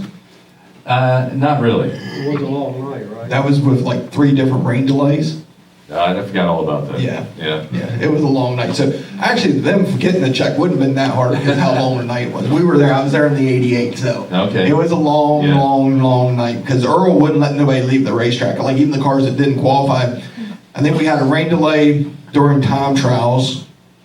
Then we had another rain delay after the heats, and they started getting the track ready again. Then it rained again. Well, like after the heats, some guys started leaving. I think this was the year. And then once it started raining again, and they started working track again, guys weren't leaving. Earl said, "No, nobody's leaving." And because I know me, and my mechanic Timmy Elwell, we pulled out there at some daylight. You know what I mean? It was unbelievable, and it was so. It got so bad that the top 10 in time trials were in the B main, and Carl Kinzer was second quick with Mark, and they loaded up and never even ran the B main. Because it just was so, with all the rain and all, it was just so bad. And I think, I'm not sure where PJ timed at, but like 36 quick or something like that started on the pole. Yeah, I mean, it was just because so many guys didn't, that time good, couldn't make it through the heats, and it was a long, long night. Now, I remember the celebration, and I remember he came up to the office after the race. Earl had him come up and record a message on there. They had an answering machine then. And so the voicemail said, "Hi, this is," essentially he said this, "Hi, this is PJ Chesson, driver of the 76 sprint car, and I just spanked them all in a historical big one." And it was a message, something of The that. language was probably a little worse. Well, I was thinking maybe. Oh my gosh. So 2019 was the 25th anniversary of Billy Pouch at Syracuse going, I believe it was 144.59 miles per hour. And what I didn't realize, I just read somewhere recently, you were involved with that team in some capacity. Yeah, I worked for Zemco there 2 or 3 years, and Bill, he run modified, and sprint cars, and he won some races, and we went up there, and well, he run them all, these modified too, and we got around real good, and we ended up winning the race. And boy, the Outlaws were so mad, they tore our motor completely apart. They said there had to be something, there's no way you could beat these guys. But he was real smooth, and Billy would have made it, if he wanted to run sprint cars all the time, he would have made a great sprint car driver, no doubt about it. But there was money in the modifieds, and he sort of ran off and on, but he could drive a race car, no doubt about it. As I recall, I believe it was it the final lap that Dave Blaney actually nosed ahead there in turn 2, but then Billy got back around him, but at the very end, it was pretty close. I know it was final lap or not, but he did get passed, and then Billy passed. I don't think it was the final lap, but it may have, I don't remember. But he did pass him back and won the race, but it was, I tell you, that track, it's actually too fast for sprint cars, really. And just happy everybody got through it, without getting hurt, because it was just, they were running probably 165, 170 mile an hour down the straightaway. That's just too fast for them cars. So it's You run scary. Syracuse? Yeah, I actually set fast time there I think it might have been the year after they set the track record in the Irish car. Ran 3rd, 4th, something like that there. But what was the record? What was the mile per hour record? 144. And what year was this? 94. That's about the track record at Volusia County now on a half mile dirt. To give you an example of how much faster the cars are now. Yeah, I mean, like to run Syracuse or a mile now, I wouldn't go do it just because the cars ain't designed for that impact. If you're going Too around, fast, yeah. too fast. But I was just when you said that, I forget what the number is of Volusia County, but I know the one year we were averaging like 142 in qualifying at Volusia County on half mile dirt, and it's a pretty fast place. That's ridiculous. Yeah. But no, Syracuse was a lot of fun. We couldn't race good up there as far as race the feature, but it was always fun to do the body work and do all that stuff for qualifying, and just you went up there and had fun. They were long days, but you went up there and had fun with that part of it. Talk about that for a little bit, Lance. You mentioned body work. Can you give us some specifics? Tell the folks what it may have looked like, what you may have fabricated. Well, we normally ran with the 461. We would have the front end closed off as much as possible. We tried different nose types. The one photo shows we had a rounded nose that stuck up to the front bumper. And you try to close off as much as possible. But the engines back then, the engines would run hot pretty quick. They didn't cool as well as they do now. Nowadays, man, we could close those things off pretty good, couldn't we, Davey, for qualifying? Oh, yeah. For qualifying. Everything would be closed off Yeah. as far as that goes. But we did the same thing. We closed off, all we could. We did some extra body work. Full body paint, full belly pans on them. Yeah, yeah, for up there we did, yeah. I'm trying to think, some people one year I think tried to show like side skirts on the Nerf bars and all, but they made them take them off, I think. They eliminated them. Yeah, they let you have some fun, but you couldn't get too carried away. Yeah. All right, let's see if there's anybody else here. Oh, no, I think that's a good portion of the list. We'll run with that. Let's talk a little bit about travel. Davey, you said you've flown in and out a little bit, but spent the majority, from your home base, but spent the majority of your career here in central Pennsylvania. Right, yes. Some of the areas that you competed in outside of Pennsylvania, talk a little bit about that. Well, you know, I went to Knoxville, Eldor, went out to California one year, we went to Calistoga one, I think we won somewhere else.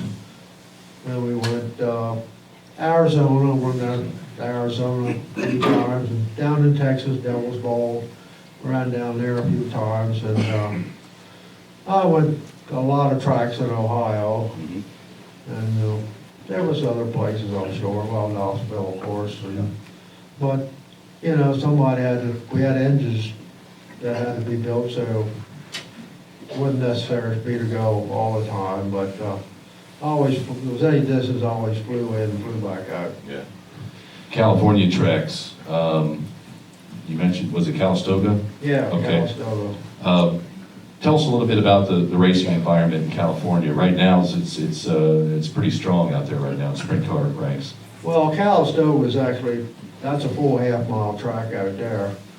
And had a lot of rocks on it. I mean, our car was all beat up. I think we won that race pretty easily. And Who were you with at that point? Doug, Doug, okay. yeah, we won that race. And I think we won a race somewhere else in California. And I think we ran 3 or 4 times. We ran Nunwing out at, what the track's not there no more. Ascot. Ascot. The first night we didn't do too good, and we didn't have the right tied out shocks. Then he borrowed some shocks, and next time we ran well. We ran 3rd out there, which is, they had some good Nunwing drivers out there.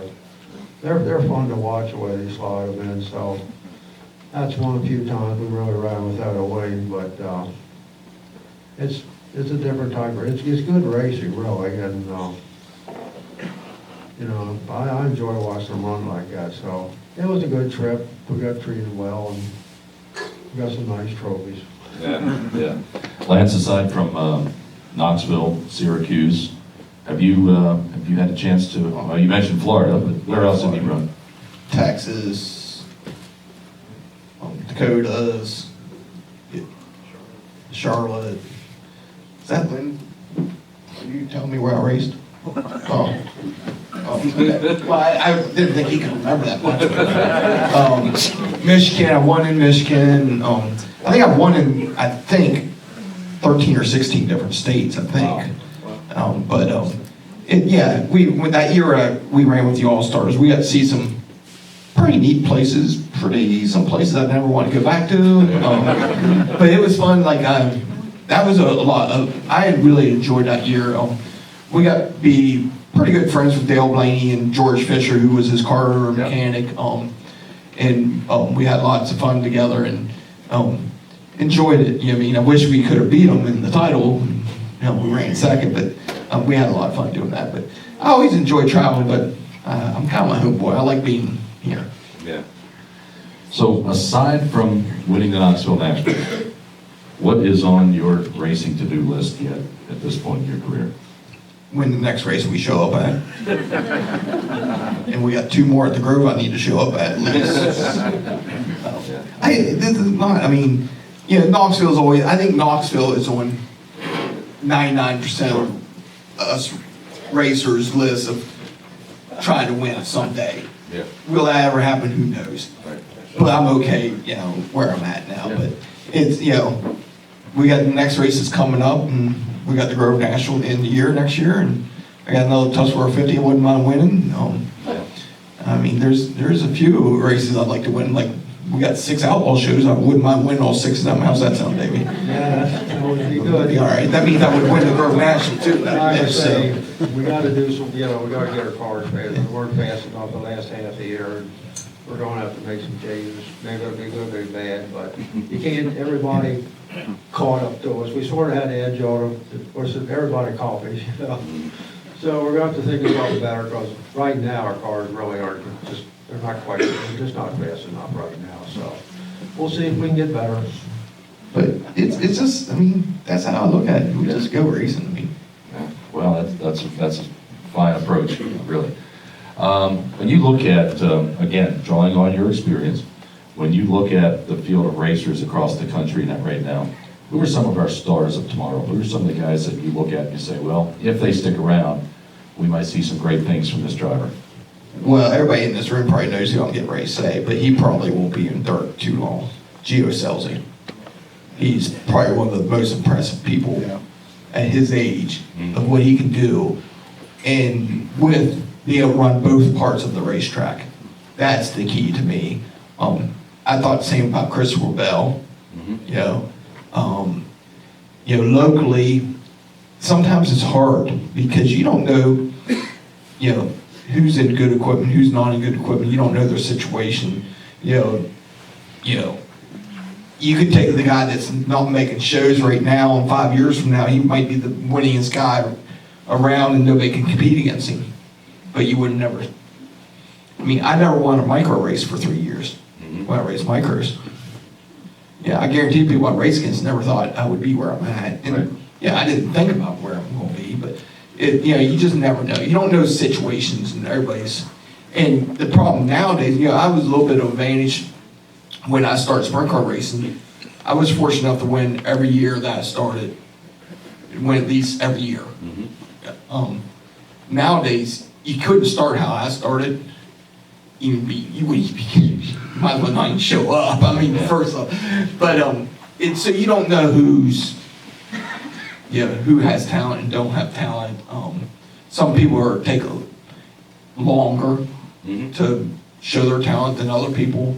Little Freddie is going to be a pretty good guy. He's learned from his dad, and he has the drive in him to do it. And that's the other thing, you just don't know, nowadays with how kids are and younger generation is, the drive and the willing to do what it takes to keep going. It's just hard. But Gio is unbelievable talent. Yeah. You mentioned you were impressed with how good he is, and you said both parts of the track. Can you talk a little bit more about that? Well, as people like to say, I like to run the money lane, and the money lane's on the bottom of the racetrack. Now, you still have to be able to run the top, and you have to be able to run both places.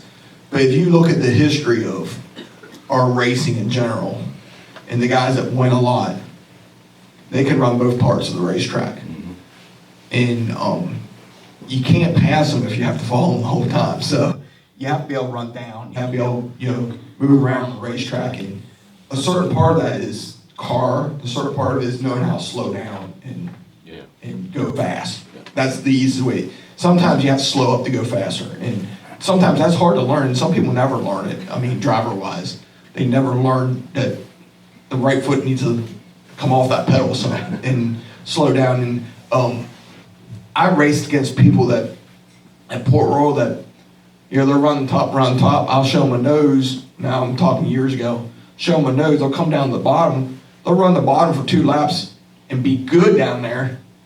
And the next thing you know, they go right back to the top and we go by them because they don't have the patience to run it. They feel like they're slow, but you're not. And that's just takes time to learn. Yeah. And it's just a talent that some people have, some people don't. That's what, Steve Kinser, they say, why Steve Kinser was so good. He could drive like Sammy Swindell one corner, he could drive like Bobby Allen the next corner and do it on a whim. So, it's that's what I mean by Gio. He can run, he can slow down and go fast. So, it'd be interesting if which I don't think you'll see him around a lot in a sprint car, but if he is, he's going to be pretty tough in the future. I believe he turned 17 this year. Does that something like that? He's young. Yeah, I think he was 16 and some change when he wanted to Grove last. And he comes from all purposes that I know of. He's really, really good kid. From my understanding, he's got his head screwed on straight. He comes from a good family too, a racing family. So he'll make it somewhere, wherever it ends up being. Yeah. Well, when you're not racing, you've got some other racing activities going on, and tell us a little bit about LD Shocks. What's happening there? Well, I started this doing shocks, pro shocks, specialized in pro shocks, probably 5 years ago now, or 6 years, and just as a side business when I was still racing, and I enjoy it. It keeps me kind of engaged in racing when I'm not racing a little bit, and it's just something I've always liked to tinker. When a lot of people probably don't realize, when I first started, we built our own engines, we built our own cars. My first car was a Bobby Allen car. Then next 2 years after that, we built our own cars. So I've done it all, and just I've always been a handsy, like to be handsy with stuff. So the shock thing was a neat deal to get in, because not a whole lot of people do pro shocks, specialize in pro shocks. So it's a nice little side gig. I enjoy it at times, and it's just fun. I'm as busy I want to be, so it's enjoyable, and maybe something down the road it gets a little bit bigger maybe. Yeah. I know Scott Dellinger, who's a two-time Super Sportsman champion, 5-time winner of the Sportsman 100, has been running your shocks. He's mentioned you in victory lane on numerous occasions, said, look, we were a little bit off.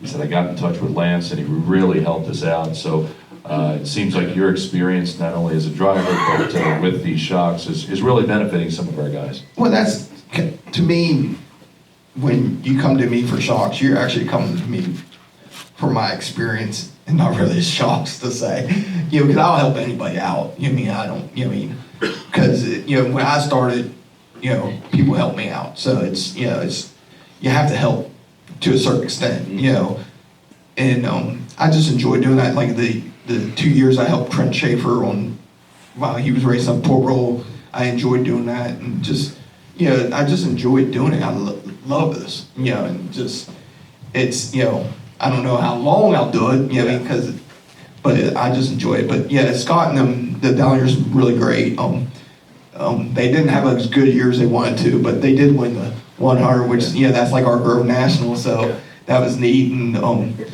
Ben, their mechanic, we built a new regular shock for him for the last race of the year that they won. So and they put it on one. So it's neat when you can help people out. Yeah. Pretty obvious both of you fellows have a passion for motorsports, to hear you talk about it and to see you perform. But when you're not at the track, do you watch auto racing at all, whether it be on television or have an opportunity to visit the track? No, I don't really. I'll watch NASCAR off and on TV. I never watch the whole race, probably the end, because they're so long.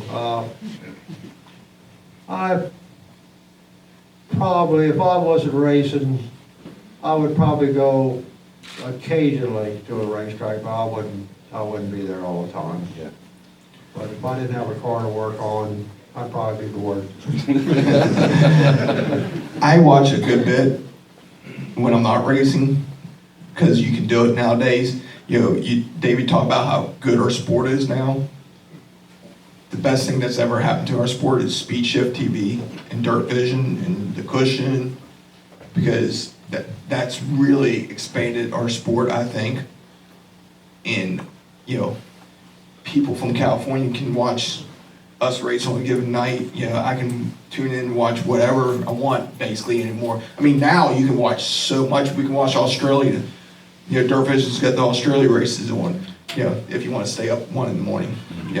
But I do that.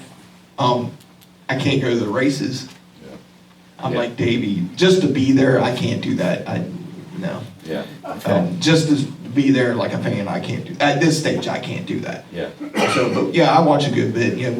We try to watch some NASCAR stuff. I'll get home today, and I didn't get a chance to send Cal text me. Cal Larson, come pretty decent friends, because we golf together when he's in, and I normally shoot him a text and try to give him a little pep talk and tell him to help me out with my fantasy stuff. So get inside information that way. But he's actually a good kid, and so we'll go back and forth some with texts. Sometimes early on his race day, just to have some fun. And but it's just, I can watch it on TV, but I can't go to watch. Okay. I mean, if I'm not involved with something there. Yeah. Okay. last several years, there's been a big push, big focus on safety in motorsports, and certainly with sprint cars. What's next? What's next for safety in sprint cars? Is there anything that we're not addressing right now that is glaring? That's glaring? Okay, you had I something don't- to say. Go ahead, Dave. I don't think so. I mean, we have come a long way from what we were probably 20 years ago with the seats and all the other, the overall, some of the stuff. And right now, I mean, you're never gonna make a sprint car 100% safe. They're just too fast. But,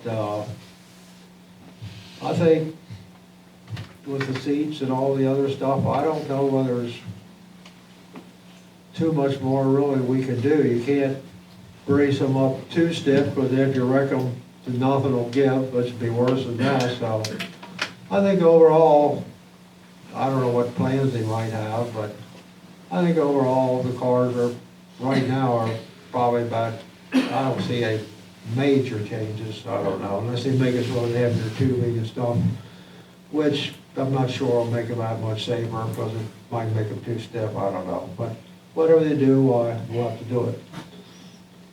Let me shift the focus here for a second. Maybe I didn't ask the question, and that's a good response, but you made me think of something else. Lance, as a driver, it is mandated that you have to do X, Y, Z. You got to check these boxes off as relates to safety. You have to use these certain things. Yeah. You have to meet these specifications.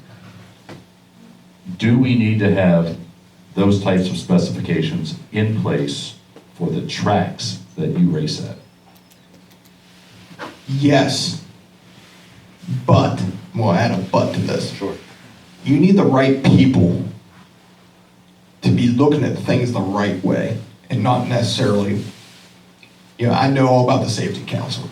I know people that go to those meetings. Sometimes those meetings, the stuff that's brought up is pretty dumb.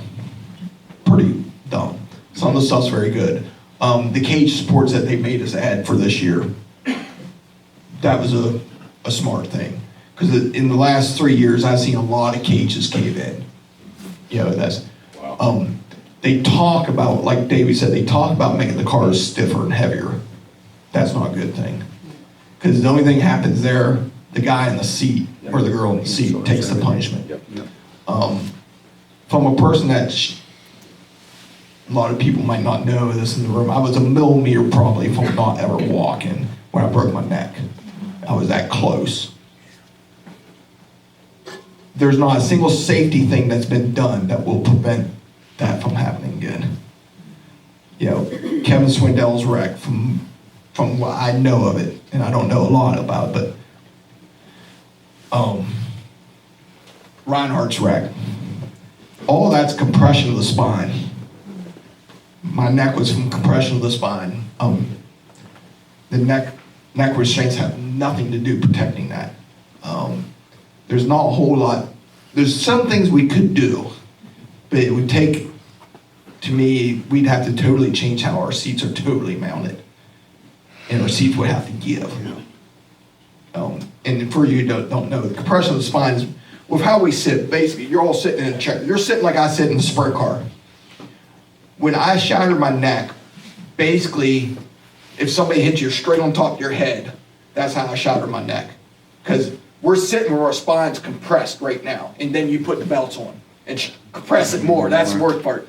Like when I was going through my rehab with my surgeon, I learned a lot more about probably the little things we can do in the cars with seat angles and, and how the belts don't keep pulling our belts tight. Like I never was a person believing in, I don't know how Lynn was, but I never keep pulling my belts tighter. I never do that. I don't like myself that tight in the race car. And as you do that, if you keep pulling your belts tight, you keep taking your spine and just keep on compressing it down. Well, now there's no room for it to give. Well, when you land, like when I broke my neck, all I did is stand up on the nose, come down, hit the frame rail like that on the ground, Lincoln, coming off turn 2 on the bottom.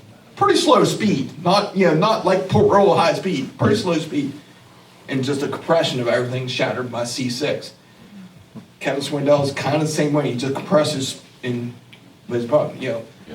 there's nothing, if anybody looks at my seat, I have pockets in my seat. There's 4 inches of padding on each side of the torque tube, because that's what I need to help prevent that from happening again. And the one thing I told my wife, that I would never do it without doing the most I can to protect myself from that.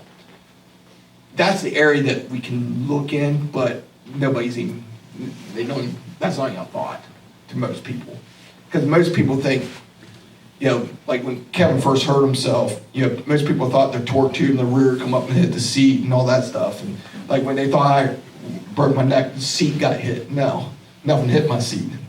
It's just a compression of the spine. And that's, that's why you see a lot of sprint car drivers with back problems, back injuries, and neck injuries. Because it's all spinal, it's all compression. Because how we sit like this. Like a late model car, they kind of lay down. Their neck, the neck restraints we have are designed to keep their neck from breaking going forward.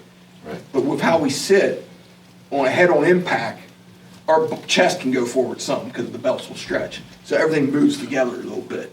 But it's, there's always safety issues everywhere. It's a good thing that they look at it. The openings, it was a good thing that what they done after Greg's death, as far as like the Grove and all those places, but it's a dangerous sport. Automotive sports are dangerous. Mm-hmm. I mean, and things can happen, and I can tell you this much. If I die in that race car, don't want you to feel sorry for me, because it's way better than if I die going down 15 here on my way home. I can tell you that. That's how I look at it, and that's how my wife and my son know, and it's the life I chose, and I'm going to have fun doing it, and if it takes my life, well, at least I was doing it. Lance, you talked about closing some of the openings at the Speedway has been beneficial. Is there anything else that, and we don't have to point to any particular Speedway, but with all your experience traveling around, when you think about competing at these racetracks, is there anything glaring that we're missing right now? To me personally, no. The thing that scares me the most still in a race car is fire. And the more we do with our seats and the cage supports, I can tell you, the harder it is to get in and out of these race cars. And the one thing I would like to see is them do away with left side guards. That they're, all of them we run for time trials, close in the left side, but then we take it off. But most of these guys race with them one all the time. Now there's smaller guys and all, but if you're on fire and you need to get out, that's another area that's tighter yet to try to get out. And that's still I watched a friend of mine that I raced against get burnt at East Bay, Todd Schaefer. Then, he come back racing. We wrecked one nice night off the Grove, coming off 4, a whole bunch of us just piled up on a start. And he was laying on his side with me on top of him, and cars piled, we're just, piled up. And the fuel's running, and he's in a panic mode to get out. And he can't, because I'm on top of him for one thing. And I mean, they had to get to us because we're just kind of stacked in there. And I sat there and just kind of kept telling him, "You're all right." I've never been burnt. He was, so I can kind of understand why he was in a panic mode. But we keep closing these cars in, the harder it is to get out. Right. And it's, they have a rule on our right side, that gap and all. Well, I'm not a small guy, but I'm not a super big guy. That's 10 inches. 10 inches by 20, I think that measurement is, something like that. Something like that. I don't know if I can get out that side with a helmet on, with a neck restraint on. It'd be hard. It's hard. So I'd like to see them do away with the left side close in. Mm-hmm. You know what I mean? Yeah. And just with the cages and the seats, it's so much harder to get in and out of these cars. With that, that would be something simple. Don't cost a dime. Yeah. That they could do that maybe down the road might help somebody. Yeah. But as far as like at racetracks, there's glaring things at tracks. But the fire thing still, to me, is a scary thing. And not, we're fortunate enough. that year I ran with the All-Stars, I was at some scary racetracks that didn't have fire trucks. They had fire extinguishers. You know what I mean? And everybody, you all just, if one goes up, the fire extinguisher only gonna last so long, and it's not gonna stop it. And, I think our tracks have been pretty good at it. Could they do more? Yeah, they all could do more. But also, they're all struggling to a certain extent too to stay afloat. So you have to be careful what you start mandating or wishing for. Right. You know what I mean? Yeah. All right. Well, we are just about 3 o'clock, so we're going to wrap this up. But before we do, I got one parting topic here I want you guys to address. Nothing all too deep, but as you look down the road, what's the future of sprint car racing? You want to go first, Dave? Well, I think, Or what are some of the challenges maybe that we're facing? well, there's plenty of challenges always, but I think the future looks pretty good. I don't know with all the TV they have there now, I don't know, I hope it doesn't hurt the people from coming to the racetrack, because if you don't get the crowds of people to the racetrack, I don't know how much TV hurts, I don't know what the track gets, but you need the people there, Tracks need, and the racers need, they like to see big crowds, and it makes everything, so that's the only thing that worries me a little bit is, will people stay home watching on TV rather than coming, but, they're good on TV, but you don't see the speed. You don't see the speed watching them on TV like when you're there, so it's still not the same thing, so I hope that doesn't hurt it too much. Okay. I think, based off of what Davey just said, the speedways need to do a better job at trying to get people in the gate, to get younger people involved. And from a person that has a son with ADHD, my son can't go to the races. I mean, he goes, but he could care less what I'm doing because his attention span's not very good. But that's people in general now too, younger generation. So you need some, I think in the first track that does that, I think it could, some interactive stuff, it takes some investment, but some type of interactive stuff that somebody on a phone or an iPad or somewhere there, have something that the kids can interact with and do to make them want to come to the racetrack. Because if we don't get the kids come, the parents don't come.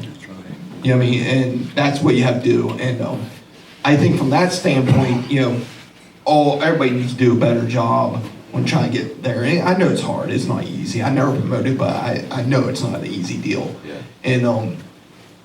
And the thing concerns me is the expense of the race cars now. And you could see more teams run a schedule like we run. Because honestly, a regular weekly show, for what it pays, it's hard to do that, you know what I mean? And you start getting, just say Danny Dietrich decides to run a limited schedule like we do. Well, now you get less cars at the racetrack. Now the racetrack's going to struggle more. So I don't know. One of the biggest problems in motorsports is there's too many divisions. I mean, that's a big problem. One of the biggest problems. I mean, you think about when I started, when I raced micros, and even micros now when I raced micros, basically I raced 250 micro. There was no 600s yet. There wasn't all these other classes, even micros. But when I wanted to move up, I had 2 options. Go race the Springs in a Super Sportsman or go sprint car racing. That was my 2 options. Yeah. Well, now, there's all kinds of things. We got 358s, 360s, 305s, just in a sprint car division. You still have the Sportsman. You have all the modified different classes, late models, limited late models, crate late models. I mean, there's just so much. Speedsters. Yeah. Speedsters, yeah. And there's just so much that thins everything out. Yeah. So, it's a catch-22. It's just very hard, but, hopefully, they'll keep moving. It always, you think it's, 20 years ago, I remember people bitching about it, and it's going to die and die. Well, it's still going. Yeah. So it's hard. I mean, but who knows? Yeah. Lance, real quick, because you said something that sparked something here that I think would help if you could share with the folks. You talked about weekly races, showing up on a regular basis, and you're not making a whole lot of money there as a car owner. Based on your experience, generally speaking, if you don't tear the car up, you just go out, you run, what's it cost to get a car to the track on any given night? Let's just say a weekly show, and we're talking about fuel, pit passes, what you're going to use in tires, regardless of where you finish, that type of thing. The number used to be 2,000 a night, if you count the laps on your motor. I'm trying to think here, you caught me off guard on this one, but No, I think that says enough right there, even if it used to be 2,000. yeah, tires are roughly, I think right rear is 220 right now. Left rear is probably 200. So you figure 4 tires. So that's 880 right there. Your fuel's probably another, well, fuel's gone up cost too. I don't even know what it is a gallon now, but yeah, you can figure, 40 gallons roughly of alcohol a night. Yeah. So, whatever that is, a gallon now. So you're probably over 1,000 right there, those 2 items. And then you have to figure your laps on the motors. And most places on a regular program are paying right around 3 to 35. Most of them pay 35 or Okay. up now, but that's not the problem. A regular show at Lincoln Williams Grove, Port Royal, I don't know for sure, but 10th pays probably 400 to maybe 500 now. An all-star show pays 1,000 for 10th. That's where the money up top don't help nobody. I've won $50,000 shows, but when Port Royal went to 50,000 to win Tuscarora 50, anybody that heard anything comment from me, that was dumb. Because they should have took it, because it was 10,000 before. They could have made it 20,000 to win and put it back down too. Because that's how you help racing. That's how you protect the racers. Eldora paying 175,000 to win is great. Why can't they pay 100,000 to win? Take that other 75 back. No. I mean, Tuscarora 50 when we won it the other year was 51,000. Second was 12,000. I think it was. Don't quote me on that, but I think 12,000. Because all they do, they add it to the top spot and just shift everything down. The Grove National is 65,000. Second probably was 15. You know what I mean? The day, and I know it's easier to add it to the top than it is back through, because that costs a lot more to add it back through, but our local shows could pay 2,000 to win, and if they paid 1,000 for 10th, that would be more healthy for our sport than paying 5,000 to win and 500 for 10th. You know what I mean? Yep. Because you have to, when I started, if we made the show, we could cover our fuel and tires when I started. Yeah. You can't do that now. Not anymore. Yeah. Well, great insights today here at EMMR from a couple of National Sprint Car Hall of Famers. We're going to draw our 50-50 here in a second. I don't trust you. Before we do, Davey, look, I thought he wanted donations. He walks up here wanting donations. You get it? All right. Don't make me have to cut that off his hand. Don't let Lance pull it, just Dad pull the numbers. Call the number for it. all right, here's our winning 50-50 number. It's $100, by the way. All right, 829-813. 829-813. Is that yours, Lynn? I don't know. 813. Yeah. I'll sell these for $1. Anybody want them? Who's got it? Here he is. Come on up here. Outstanding. Verify. All right. Well, while our winner's coming up, how about joining me in a round of applause for these two fine gentlemen? Davey Brown and Lance Dewease.